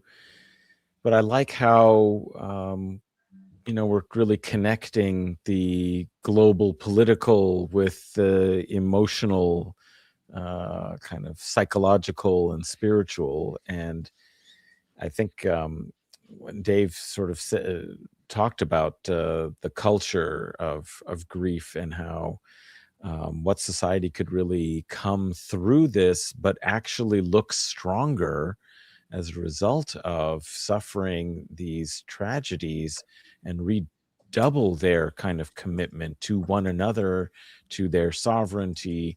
And I feel like very generously, I mean, this is a kind of question. I know that there has always been this kind of nationalist criticism inside Iran, kind of a bourgeois discourse of like, oh, we're spending so much money, helping Hezbollah, and we're sending this aid and all of this to Ansar Allah in Yemen, and look, we're suffering, we're under these sanctions, we can't do this. And that kind of zero-sum kind of logic has, in this moment of revolutionary grief and love and fervor, that I think, I love these comments from Feed Me Seymour, that those interconnections lead to such a generous, kind of spirit. We are going to sacrifice ourselves to free the rest of this territory, this, region. And this is something that we have not yet connected, is, of course, we know the reason, broadly speaking, of course, because any sovereign country that exists outside of empire and wants to choose its own path will come under assault and attack and pressure. We know that, of course. And Iran is paradigmatically the nation of this region that is sovereign, is struggling to defend its sovereignty. But what has it done with its sovereignty? It has committed itself to the cause of Palestine, to removing the settler colonial control that has been dividing this region, that has been preventing this region from rejecting colonialism and imperialism, rejecting being clients and vassals and subservient against the interests of the people, but for a narrow, corrupt elite. I mean, why do those Gulf monarchies exist? They exist for one reason only. They were created by the British in order to sequester the resources of the oil and prevent them from being used on behalf of the wider population. So you create these little enclaves where there's a corrupt elite that can be bought off and will be supported, and they will have security under the umbrella of the colonial imperium to prevent those resources from being used, not for ridiculous skyscrapers, stupid Formula One festivals and hosting, to gold toilet seats and whatever else these crazy people do, and being part of the junior pedo elite, pedophile Epstein elite. All access pass to the pedo cannibal ritual. Yeah, for paying for their own occupation. They paid to build the bases that occupied them. They paid for the Iraq. Yeah, they paid for the U.S. And in fact, actually, a lot of Americans probably think that they're going to pay for the war on Iran. Sorry, Iran has ended that. Okay, they're not going to be able to. But I mean, I think my point here is just that they, have committed themselves to actual decolonization on behalf of this region. And what they did with their sovereignty was they said, we are going to support the Palestinian cause. And for that, they have paid. So yes, it's true. Those bourgeois critics, you have paid because the empire made you pay, because you exercised a sovereign choice and decision of empathy and solidarity, because in the long term, that's the only way all of you will be free, is if Palestine is free. And they recognize, Khomeini recognized that, the revolutionaries recognized that, Ayatollah Ali Khamenei recognized that. So they never abandoned Palestine, because the fates of the peoples of the region are tied. And I saw a wonderful, unfortunately, it's on Instagram, and I don't know if I could, get it to play, but, there was this wonderful kind of conversation in an interview with somebody who said, that he was asked, when he was being detained entering Egypt, and I believe he was Iraqi, they asked, "Oh, are you Shia?" And he said, "What are you talking about? Shia, Sunni? This is like old stuff, man. There are only two. There are only two schools. There's not Shia, Sunni. There are only two schools that exist. Is the school of resistance or the school of subservience. And we have Shia, we have Sunni, we have people who don't believe anything, we have people who speak this in each of these two camps. The only difference is, will you resist U.S. empire or accept the humiliation of your human dignity? That's it. That's the two camps we are dealing with. You got to choose your camp now. This is not the time, neither this, neither that. Then that means you have nothing. You have to, join the camp of life. All right. That was how we concluded last time, which is the beautiful. Joining the camp of Imam Hussein. Yeah. And that's the camp of life. There's no humiliation, however it goes. There's no third way, camp of life or camp of death. The only third way is zombies. And you know what zombies do? They eat your brains. Don't be a zombie. Yeah, and I think it's not like a hard choice, right? The people who are like, that's really just consider the source, right? Why do you, if you think that Iran is bad, who told you that? It's the people committing genocide and the people who like rape children in their spare time. Yeah, I invite you to go and read Khomeini.ir English. You can read his stuff directly. All these people, the translation exists. You can read people directly. You can connect to them directly. A lot of this stuff is, I call it the Pavlovian dogs of war. Like people, especially in the Western world, myself included, have been trained to just salivate for blood anytime we hear a Muslim sounding name. So they don't even work on it that hard. It's just you switch from Al-Qaeda to ISIS to Hamas, and people just expect the foreign sounding name to trigger the Pavlovian instincts. But if you look at these people directly, I don't have to sort of make compromises to support Iran. We talk about what Iran did to support Palestine. They're the only country that did their duty under the Secular Genocide Convention. That's what every country should have done. They are a deeply moral country.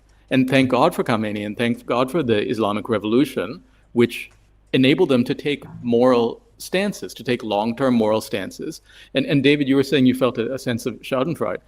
I'm new to this, right? And then I go back and read, and I feel ashamed that people were saying this all the time when it was much more difficult, when it was much more hopeless. And if you look at Iran's military response, that is also a factor of planning. They have been getting ready for this. And yeah, this is a battle of good versus evil, as I keep saying.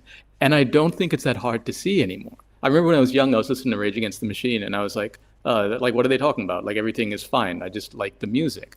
But they were right, that the empire was always that evil. But now you can't not see it. And you can't not see the good in the people that they told you were evil all this time. So just consider the source. Yeah, indeed. Wise kind of remarks and suggestions. There's been some great things in the chat too that maybe is worth bringing out. But there was a topic that had come up a while ago that I didn't want to sort of leave and let go, which is to get a little bit more to the kind of tactics and material kind of conditions. Something Benji had said a little while ago about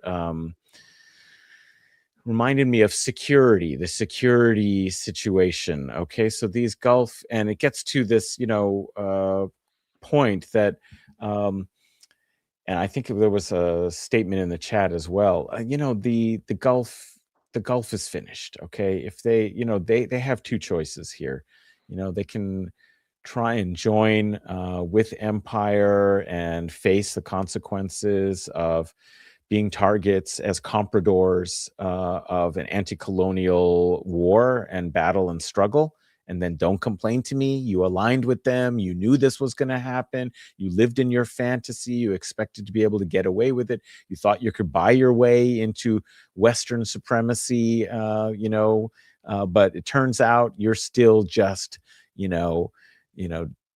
dirty Arabs and Muslims as far as the Trump administration is concerned, and they're not going to bother wasting any THAAD missiles on you and all that. But they will try and use you and turn you into shock troops to do what they can't do and won't do themselves, which is try and put boots on the ground, which is the only way they could ever even dream of bringing their plans for Iran into fruition. But they don't want to do it. They were going to try and get you to do it now. Okay, so that's one choice you have. Or you can recognize that your affiliation should be with the people of your region, and that your fantasy of creating a Western kind of like world of security and privilege is not going to exist if you are collaborating with the denial of 93 million of your neighbors having to suffer war, bombardment, sanctions.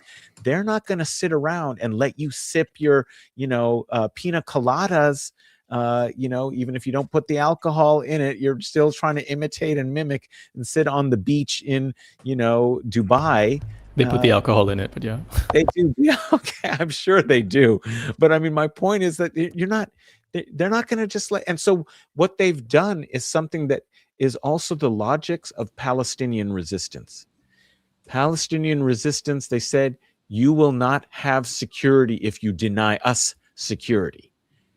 We will change the calculus. We will force you to also deal with insecurity, right? This is what they started doing in the Al-Aqsa Intifada forward, is you're not going to just be able to live your European style life with no cost. We are going to make you actually suffer the way we are suffering. And so that's what Iran is doing as well. And that's why this is different from strategic deterrence. This is different from Ayatollah Ali Khamenei's restraint. That, we don't want to harm a single civilian. We're not going to hit any civilian infrastructure. We're not. No, now it's tit for tat. What's good for the goose is good for the gander. If we're going to suffer bombardment and horrors, you're going to start tasting it too. And that's something, it sounds like, this is a terrible, cruel calculation. Yes, war is terrible. It's cruel. We don't want these wars. We must try and stop these wars. We didn't do anything enough to try and stop this war if we could have. But in any case, the point is they are asserting their worth and their human dignity counts for as much as yours. Okay, that's the key kind of point. That's what they're saying. When 100 girls are killed of us, that matters because we matter. We are human beings, and you will have to pay a price for your racist projection that we are but animals to be disposed of. That degrades you and makes you an animal when you do that to others. So that's what I wanted to get to, that security thing, and that the Gulf is living in this fantasy like the Zionist entity, and the goal in some ways of the tactics that have changed for Iran, targeting other things, is to send this kind of a message that you will suffer as we suffer. There's no escape from this calculus. I was trying to get the chat to push for Sina to come on because he's in the chat, but apparently he's editing, and I know he has a lot of work as a producer. So we're gonna have to be ranting on our own. I don't know what we're gonna do. One thing I wanted to say, it's something that I've come to realize since the beginning of the flood. Like, again, the flood is washing so much away. It's washing so much away for me too, but for every one of us.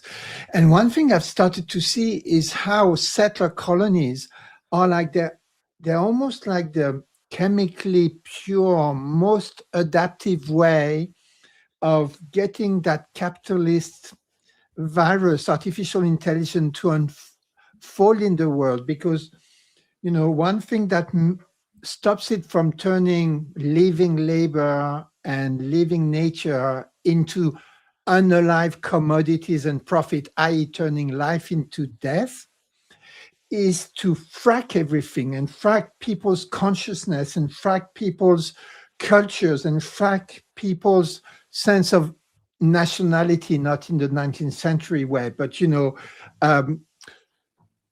lineage and track people's evolving spiritualities over the centuries and all the rest of it. And so you take a bunch of misfits from somewhere and you batten them to wherever with, armed with some weird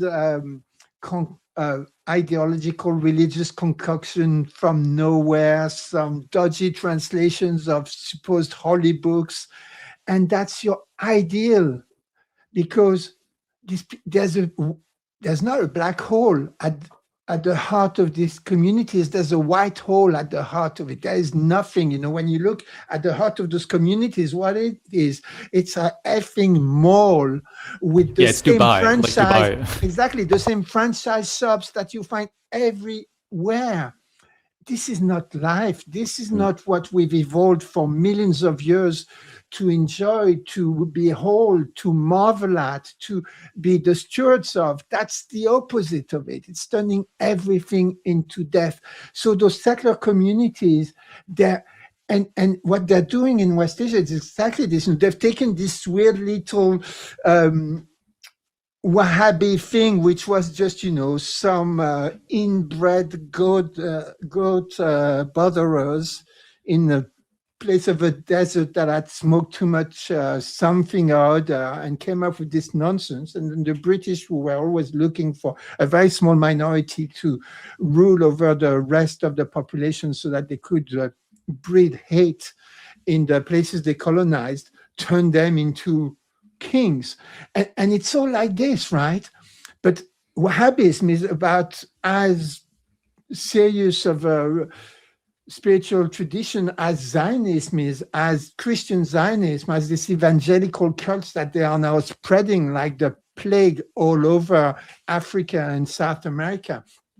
And it is absolutely no historical accident that the only two nations that are resisting this, but really resisting it, not half resisting it, not like Russia, resisting on the Monday and Tuesday, but maybe accommodating on the Wednesday. Oh, what day of the week is it today? Are we going to, you know what I'm saying? I mean, still, at least they have Putin at the helm, and I trust him to not fuck up entirely.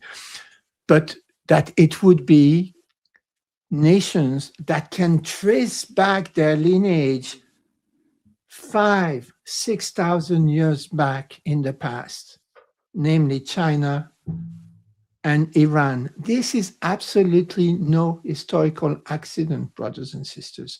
I believe it had to be this way because the main contradiction is between social nature, as the great Ali Kadri describes it, which is really exquisite, shaped by history, by everything, interaction between human communities and their living environment, and this kind of, non-unalive virus. This is why there's a spiritual hole at the heart of everything. This is why the only thing that the West produces, apart from franchises, boutique weapons, is an inflation of so-called mental disorders, which are just, diseases of looking at the heart of your culture and finding a donut-shaped hole in the middle of it. Sina wouldn't come on, so I thought I'd rant a little bit. No, I think Dubai is really the center of it. Like, Dubai's idea that if you collaborated with the great Satan, essentially, you would get material rewards. Yeah. And for a long time, and David, you were talking about how it was frustrating in the 90s after the USSR fell, because honestly, I grew up at that time, and I just thought, like, resisting was stupid. Like, why would you resist when I thought it was your fault that you were poor? Why would you resist when you got poor, and then you could get rich by just joining the empire? And then the empire had human rights and democracy. Not only could you get rich, but you could feel superior, morally superior to other people. And those two pillars of empire are being obliterated in front of our eyes. You can see, so now Iran is saying, we took a moral stance and we lived under sanctions. Well, now the Gulf states live under sanctions. Now they They see that they're who they thought would protect them is no protector. And basically, like, the false idols they took, I mean, they should have at least glanced at the Quran. Like, the false idols they took can't protect them. And that's, and also the moral superiority to say that, well, we're oppressing these people for these reasons. We've all just watched a genocide which has been going on before we were watching, but now we've all just watched it. And so that moral superiority isn't there anymore. And it is a flood. It washes away a lot of illusions. And I think Dubai is really the center of it, right? Because what sort of person would capitalism create? It creates a place like Dubai, essentially an airport, which has a slave class like me cleaning up everything and chopping all the vegetables and doing everything, where you can be what? You can be like basically kind of like a prostitute, or like an influencer, or like a crypto scammer, or just something where you're preying on other people, and then you prosper based on that, and then you live alone in an apartment, and then now you can see that is kind of Satanism, and it doesn't, like all deals with the devil, it doesn't end well.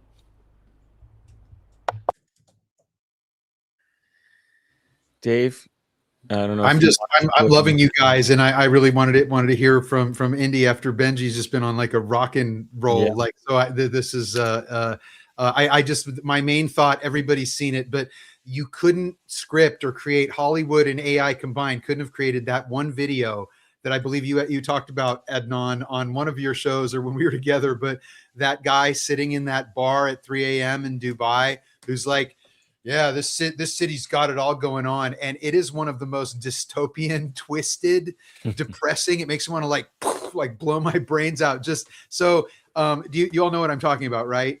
That's Chung Miles or something. Yeah. Ian Miles Chung. Wow, Yeah. So I can paint a picture. Please. So there's this guy sitting around. The table is smoking. He has his purse on the table, and then he's getting bottle service. But it's bottle service from people who look like they're just working on a cruise liner, right? Like they're wearing like polo shirts, like tucked in, I think Filipino, and then they're an Indian, and then they're pretending to smile at this guy, and then he switches to himself and he's just puffing on a hookah. And then there's his friend who's just staring at him like that. It's just an ultimate vapidity, right? You have all the money in the world and you're spending, I think he had tonic on the table. He's buying gin and tonics. You're spending like $1,000 on a bottle of like Gordon's gin or whatever. And like that's supposed to be happiness. And no one's there too. I mean, it's empty except for these like the migrant labor. It's like a metaphor for the entire place, that video. So, and now in Dubai, they're getting the influencers to record what are essentially hostage videos. So they're saying like, do I feel safe in Dubai? And then it cuts to this weird music and whoever their like apostate leaders are. And I feel safe because this guy who had to like chase his own daughter down with like a motorboat because she tried to escape. Yes, like, I'm glad you remembered that. Yes, I don't think many people remember that one, but yes, like, I mean, my God.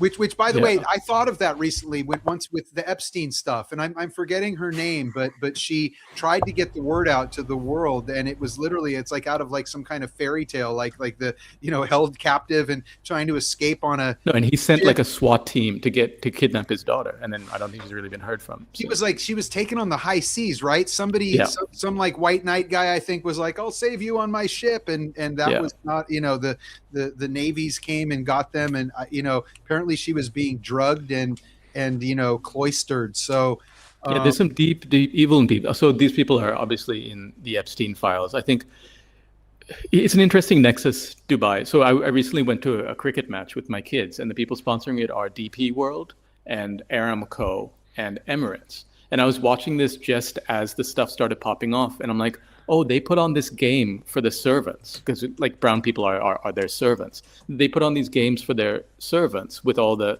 excess money they essentially get from our labor. And then that's all. So the DP World, that guy was in the Epstein files. I think he gave part of the Kaaba to Epstein, who was like stepping on it. And then obviously MBZ, I think MBZ, the Saudi guy, like all these guys are like, there's some really scary, dirty stuff going on in Dubai. I think satanic, I'm not saying that as a metaphor. I think there's just like some deeply satanic stuff going on there. And that's all being exposed as a deal with the devil now. Now, one thing that maybe I enjoy watching Dubai go down. I hate it, but at the same time, there's I think about 1 million Indians there. There's a lot of Sri Lankans there, and it's not like the influencers where they give you a pillow and a place in the parking garage. That's good. Like, these people are in a bad situation. A lot of us are stuck in there. So the flights aren't. They tried to do some repatriation flights, and they're not working. There's a lot of basically hostages inside there. I just wanted to highlight this comment here from Mujamma Harakat. Everybody follow his work. Amazing translations of documents of the Palestinian resistance, and amazing historian of Palestinian resistance. Did an excellent interview with Sina, who's been moonlighting here in the chat, stirring up trouble on East as a podcast. Everyone should go check that out. But I think this is a really important point made by the resistance, that you cannot be spectators. And this is what the Gulf countries thought they could do. I mean, it's almost as if nobody believed Iran's statements. As I already mentioned, they kept saying what they were going to do, and then everyone acts surprised, shock, horror. They said they were going to make it a regional war, and that the Gulf states that housed U.S.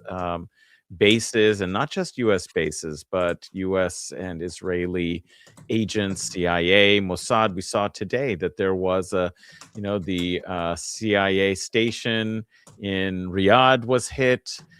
We had contractors and CIA and Mossad agents. This is at least how it's been understood and characterized in various hotels in Dubai attacked. Subject to strikes. So this is like a particular moment where Iran is forcing the decision. They're forcing a decision. There's no way to just stand and be a spectator. And this is the challenge now. And this is a question where, what will these Gulf compradors do? Will they realize that there's no security, being a vassal of U.S. empire, and this was all a mirage, and actually figure out we should be in solidarity with our own interests in the region and make some kind of peace with this system? Maybe we'll manage to survive at a reduced level, but we would survive. Maybe that's possible for some of them. I think Bahrain, it's over. Forget it. You see the videos that are happening. 2011, they rose up and they were brutally crushed. During the so-called Arab Spring in 2011, they rose up. They were brutally crushed by the Saudis, being given license to come in and bring tanks and crush the uprising. That is a hotbed of possible. The Saudis have brought in tanks again. They brought in Max Pros and everything. I hadn't seen that. That's they brought them in, I think, yesterday or the day before. Okay. So the same Saudi suppression force is there, but I think rather different situation, because the Bahrainis have air support now. There's air support, as it were. There are missiles coming.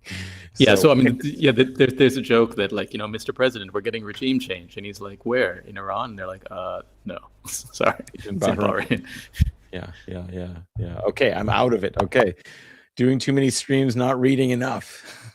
You can't. You can't. Yeah. So there's a joke about Pisakian. There's something Pisakian said where there's just too much stuff going on, and I can't follow it all. And then people are laughing at it, but it's no, that's true. I can't. Doing streams is a good way of actually peeling off the timeline, right? Because I've been compulsively trying to keep abreast of everything. So, And I don't know if we discussed this, but Lebanon has entered the chat, as in Hezbollah is back. I think they lit up 5 Merkava tanks in places that were supposedly cleared. I love the way Israelis clear stuff. It's just we killed all the civilians, so there must be no resistance. And it's well, you don't really target the militants. You kind of run or crap in your diapers anytime they appear. But there is so basically, I mean, Lebanon had to get in, but there is potential for a land front now. But what I find interesting about the resistance, Ansar Allah has not entered the chat. No. So what I find fascinating about these guys, the minute Israel or somebody gets hit, they go crying for daddy. And I think the French and the British are also trying to come in and then just going back, because reliving their World War tradition of just giving up. But the resistance doesn't call for help. Even when things were looking bad, Hamas never was like, come in. Like everyone just handles their part. I think there is a longer term strategy, which I'm sure like Soleimani and them would have thought about. But they're very methodical and systematic, whereas the empire is just reacting, and not reacting well. Like in a broader strategic sense, you can see that Iran is rolling up the forward bases of Israel before they get to Israel. They don't really seem to be focusing on Israel, but they're rolling. Those are the eyes and ears, and then they're getting those first, and then Israel is softened up.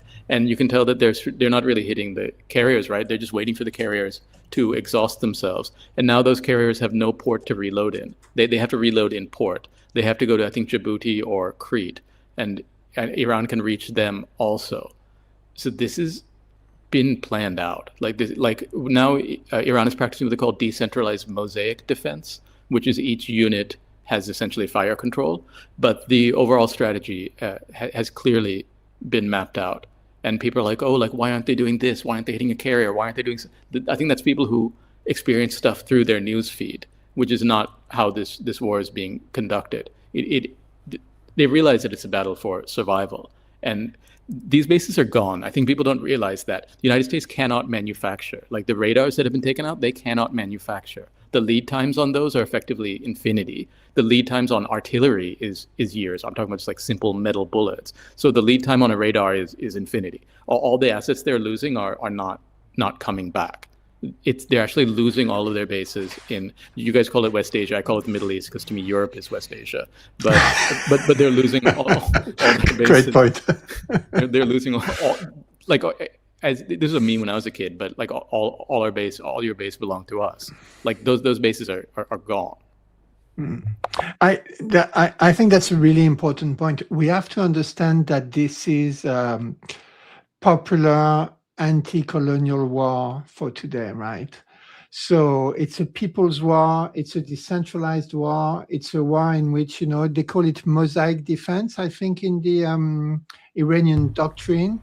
Yeah, it's mosaic in which, defense. You get these units doing pretty much things as they see fit. And in a strange way, even the missiles are organized that way, right? Like putting your missiles on normal trucks is a stroke of genius. They're on a normal white truck, right? So you take your missile out, your ballistic missile on a normal white truck. Well, let them light up every single white truck on the roads of the country.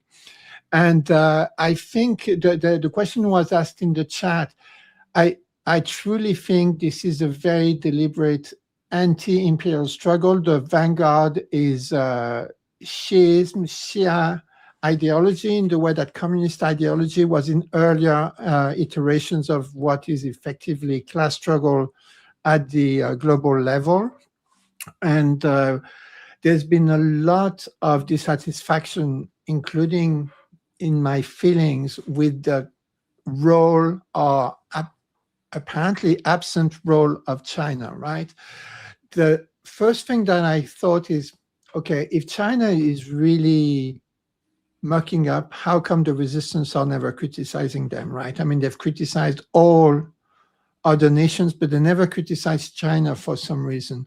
And I think what we're seeing today is the Chinese are there, but in a role that is actually, I think, strategically, politically, and philosophically the right role to have, right? While we have this technology, which is extremely advanced satellite technology, I mean, you can commercially get, their commercial offer is you get very high resolution of everything. And that's amazing because, and that's just the commercial side, so that the military grade side that they are sharing with Iran and the resistance is way higher resolution than this. And on the other side, you have the Zionist entity and the empire lying their teeth off. We've had six deaths, and the resistance says 600 deaths. I believe the 600 until I see evidence otherwise, and we won't see it.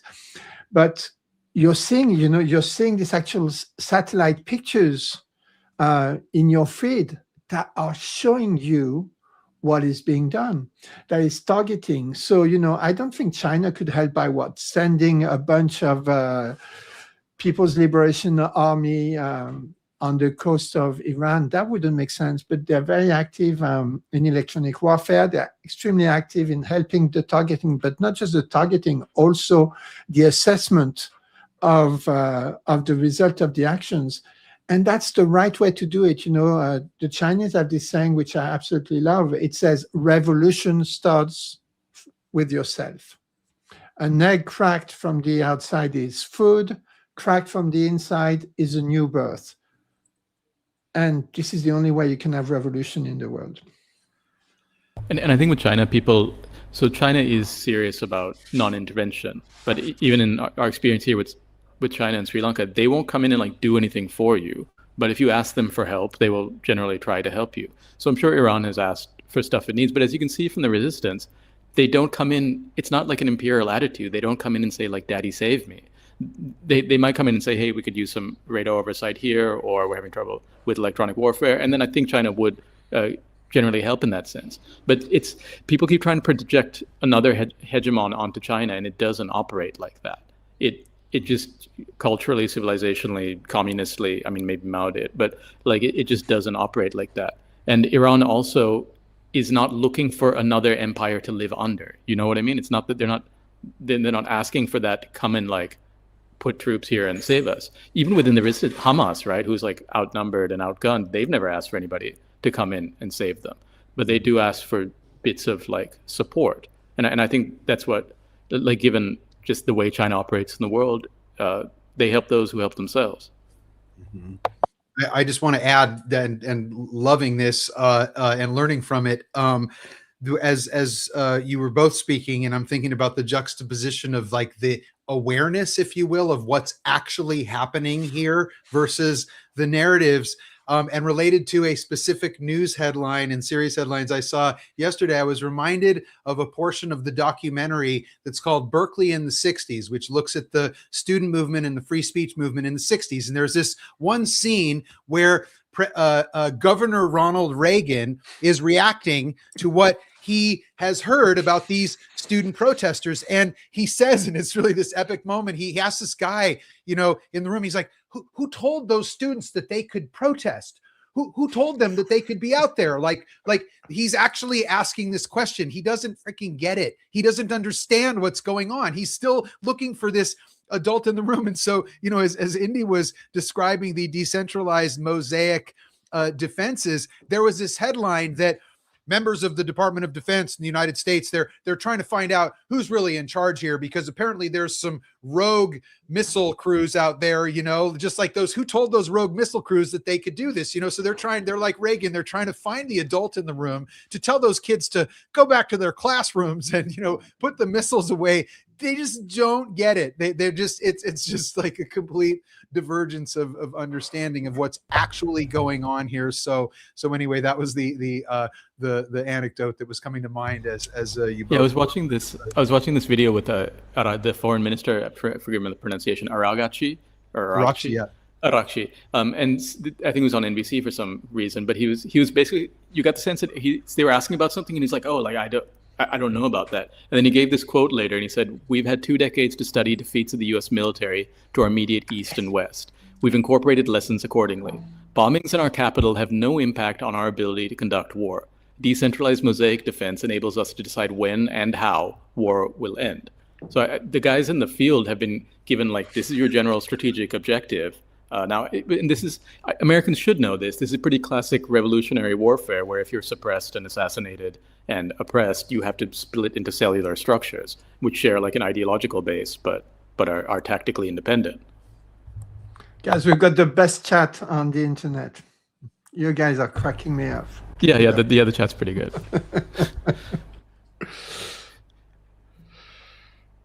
Zayo Karens be like, let me speak to the manager.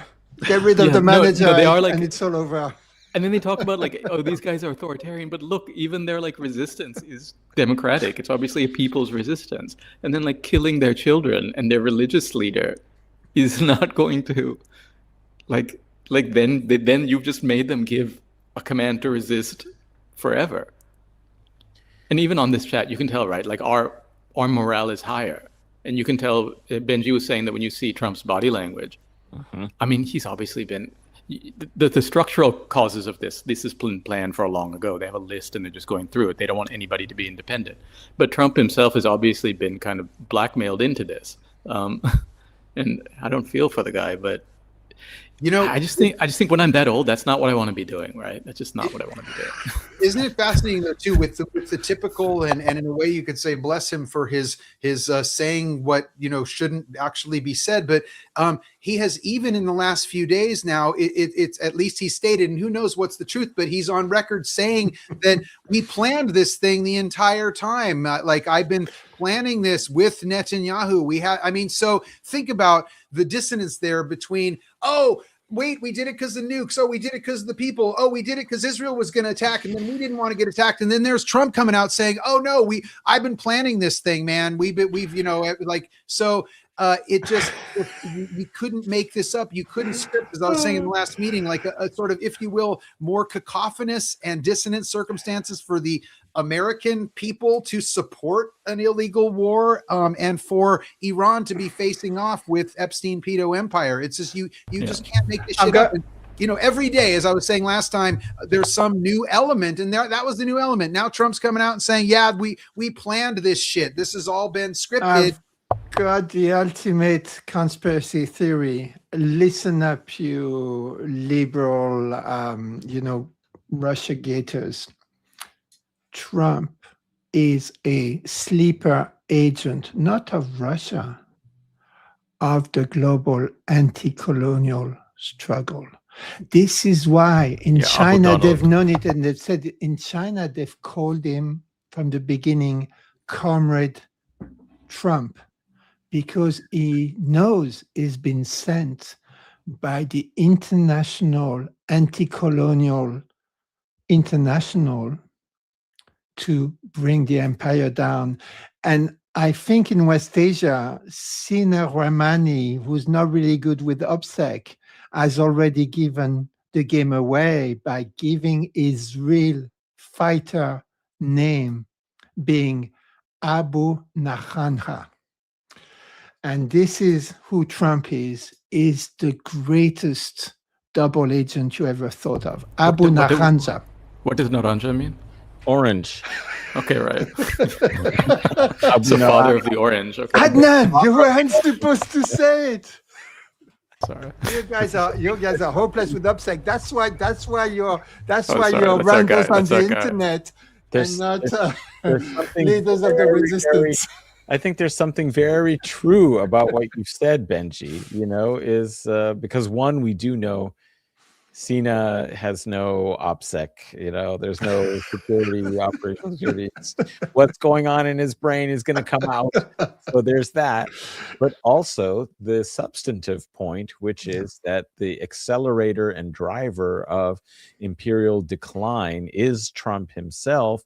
He is both a symptom of this, corrupt, decadent empire and an agent in its demise, accelerating demise, right? So I think Trump doesn't do anything a U.S. president wouldn't do. He just does it in 4 presidents at once. He just does about 16 years of stuff, in 4. Sina begs to differ. He has just revealed to us his full patronymus name, and it turns out it's called Sina OPSEC Abdul Perez Ramani. Right. More and more disinformation coming out from him. Boy, it's a psy war. It's a multifaceted psy war. It's 24/7 psy war, comrades. I warned you, right? Everything you say is ammunition in the psy war. I saw some explanation of why they're doing it, because why they're accelerating their demise, and the best one I saw was basically this is their last chance. Depreciation is actually what's killing the U.S. military. So whatever they had in the Gulf War has simply depreciated. So this is it, as Madeleine Albright said, what's the point of this great army if you can't use it? This is their last chance to use it. And then for Israel as well, like now more, I mean, not that their opinions matter that much, but now more Americans support Palestine than Israel. And like within a generation or two, it just has someone has to come up and say, like, maybe don't support that. And that's, they can win for, like, I mean, hopefully not for the United States political system, hopefully within California or the broken up states.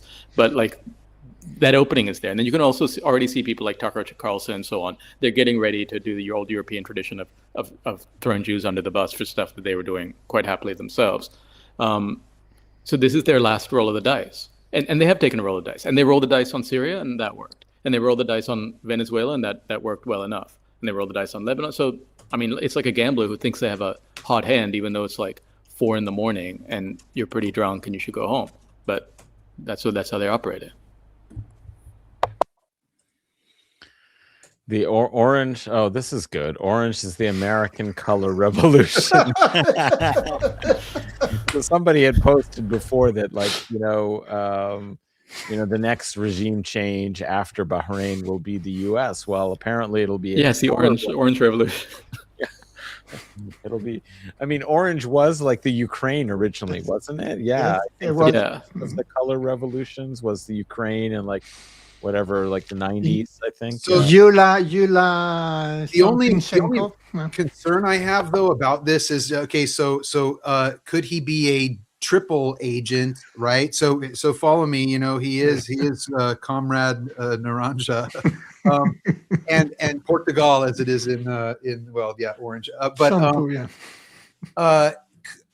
My big fear is, and not that this will necessarily work out for the empire, but is their plan? And if you put the collectivity of the Altmans and the Peter Thiels, and pardon my French, but the fuckery of like the empire, and especially its sort of digital AI death cult, is this like the forced Great Reset where they plan on destabilizing the dollar as currency? They're crashing the whole global system. Like, again, not like they're doing this in 9D chess, but like, hey guys, it can be the chaos strategy and area denial for the globe, right? If us and the Zionists don't get it, forget about the Samson option. We're Samson optioning the global economy, and anybody who's left with a few $1 billion will be better off than those poor fuckers that only have like $3 or credit card debt. Therefore, you can buy up all their shit, and we can engage in the new feudalism and disaster capitalism until the end of time. So I'm just saying, yes, Trump is an accelerant driving the end of the empire at lightning speed. I can't believe we're here. And yet at the same time,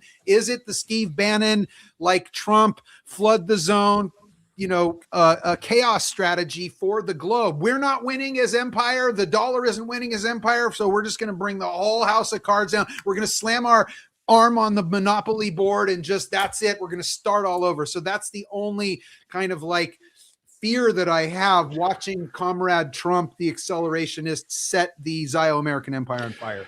There's a question by Sina in the chat, and he wants us to answer it before we can finish. And I'm fading, as my friend Adnan would say. So I'll see if I can fill the question before fading completely. Isn't the point of a deep state to stop stuff like this happening? Like, shouldn't you stop your political and ruling class elite from falling into a foreign government's honeypot? I think at this point, it's not a foreign government, but yes. Yeah, right. The ruling class. Oh, maybe you're going to go there. I think it's actually fragmenting. I think it's at the end of its theta. It's like the bubble. When you expand the balloon too much, the texture of the thing starts to disintegrate and it doesn't hold anymore. And I think we're at this particular moment. And this is why it looks like it doesn't know what it's doing, because it doesn't know what it's doing. Indy, what's your take on that? Well, I mean, so there's this idea that Israel is a foreign government. Like, it's all one empire. So this idea of foreign governments, these are all false flags, they're about as relevant as, the Wales and sort of England playing differently at the football World Cup. Like, it's all sort of one government. You can see how they operate. Essentially, there is a ruling class which is, basically sharing STDs. They're that close, and it's not based on national boundaries. So I mean, it's this idea of like who's corrupting who. Like, I mean, I don't know. It takes two. It's one system, is the idea of a deep state to stop stuff like this happening. I think they're just along for the ride. Like the thing is, like I said, it's like a gambler with a hot hand. Like they've gotten away with it for so long. They're not, like, from the moment they landed in America, they're like, wait, we can rape and steal, and nothing bad and nothing will happen for us, and we get more land and we get more stuff. And they've just kept raping and stealing. And then after World War II, they're like, oh, we can pick up all the British stuff and we can like rape and steal from the whole world. And at no point has their learning system taught them that this will go badly. So they simply cannot whereas, Iran has learned how to resist. It's like any animal, it adapts to its environment. And this environment has never taught them this lesson, that this is dangerous. I think the growth of this sort of, we call it capitalist AI, like that system is more like cancer than anything else. So it just will keep growing. And at no point is it thinking like, hey, I'm killing the host. It will just keep going until it kills the host. I think that's as good an explanation as we could probably, give. And I think, one could say that the cherry on top of this, like, horrible, cake, I mean, is the impunity of the Gaza genocide, right? Like it was many years and decades of getting away with it, but then they broke all the boundaries, even of the constraints they never actually lived by, but at least were notional constraints. They've burst through that. And in some ways, this war is really, I think, enabled by, and like the Venezuela, let's just go kidnap a, elected president of another country, really ratcheting up the siege upon Cuba. Like, they basically are acting like they know the party could be over soon, but also that we've gotten away with it, and let's get away with as much as possible here as the ship goes down. Very short-term thinking, whatever we can, bully others to give us, or use this military that has been built up and was going stale. We need like a nice big war, and reset, as Dave was saying. I think there's that kind of thinking is at work, and it's, to my mind, been at work for about 20 years, right? I think the global war on terror was already the sense that the empire was in decline at the very moment that they tried to rationalize it as empire. And you had articles in the New York Times saying, well, will America have to be an empire? It's the global hegemon, and maybe it will have to be the policeman of the world. That was actually already the moment where it was heading down, and it was understandable already at that point.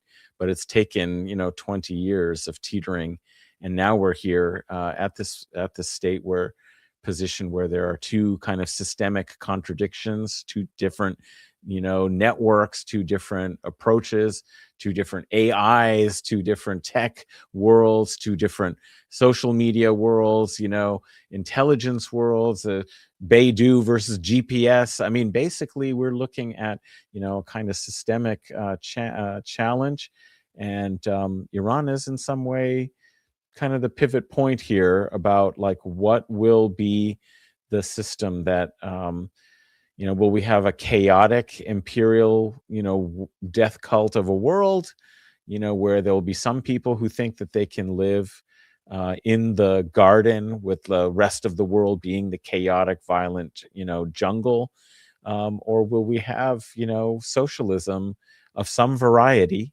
maybe not the variety that we anticipate or think when we look at Western, theory out of Western historical experience, but a global South, a socialism with Chinese or socialism with global South kind of characteristics to save the planet, to save humanity. This is really what we're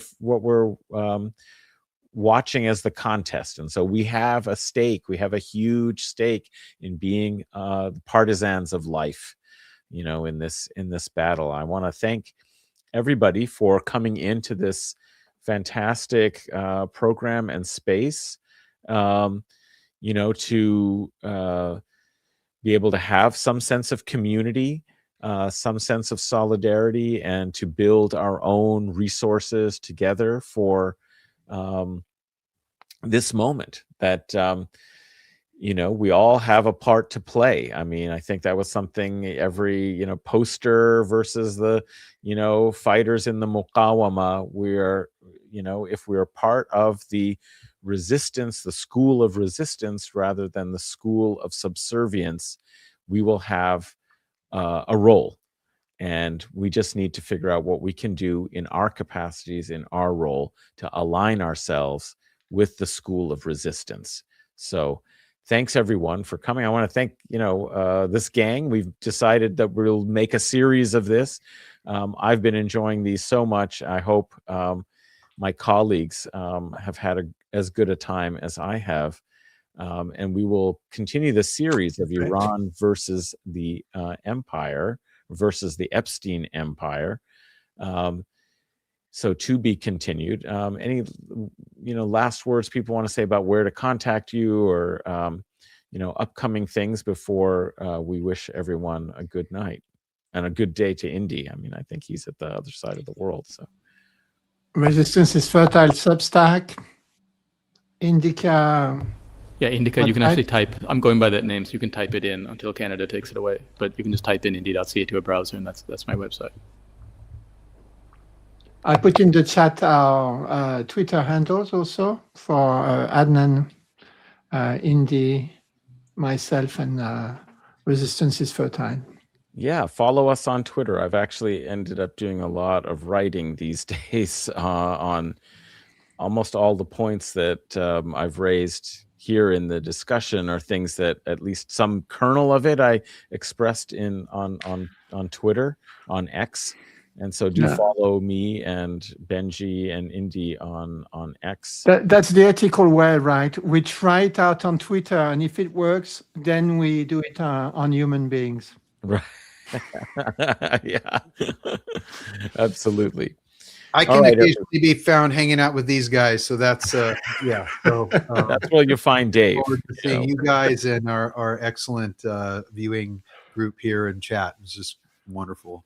I am. Yeah, thank you. I'm learning a lot from the chat as well. I don't know if any of you guys are on Upscrolled. I am, but there's not an. I am on Upscrolled, and I like it.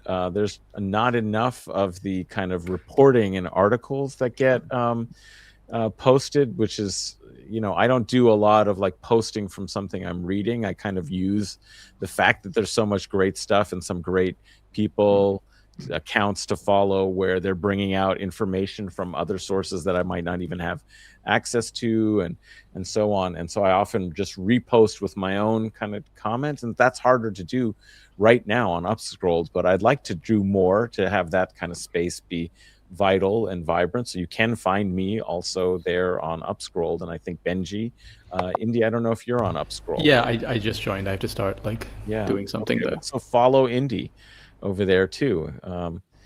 Okay, everyone. This has been a monumental stream. It's great to be with you. Until next time, as I said, it's a continuing series, so watch your feeds, subscribe, because we will do this again soon, inshallah. And until next time, peace with justice. Free Palestine and victory to the free people of the world, always. Ameen. Bismillah ar-Rahman ar-Rahim.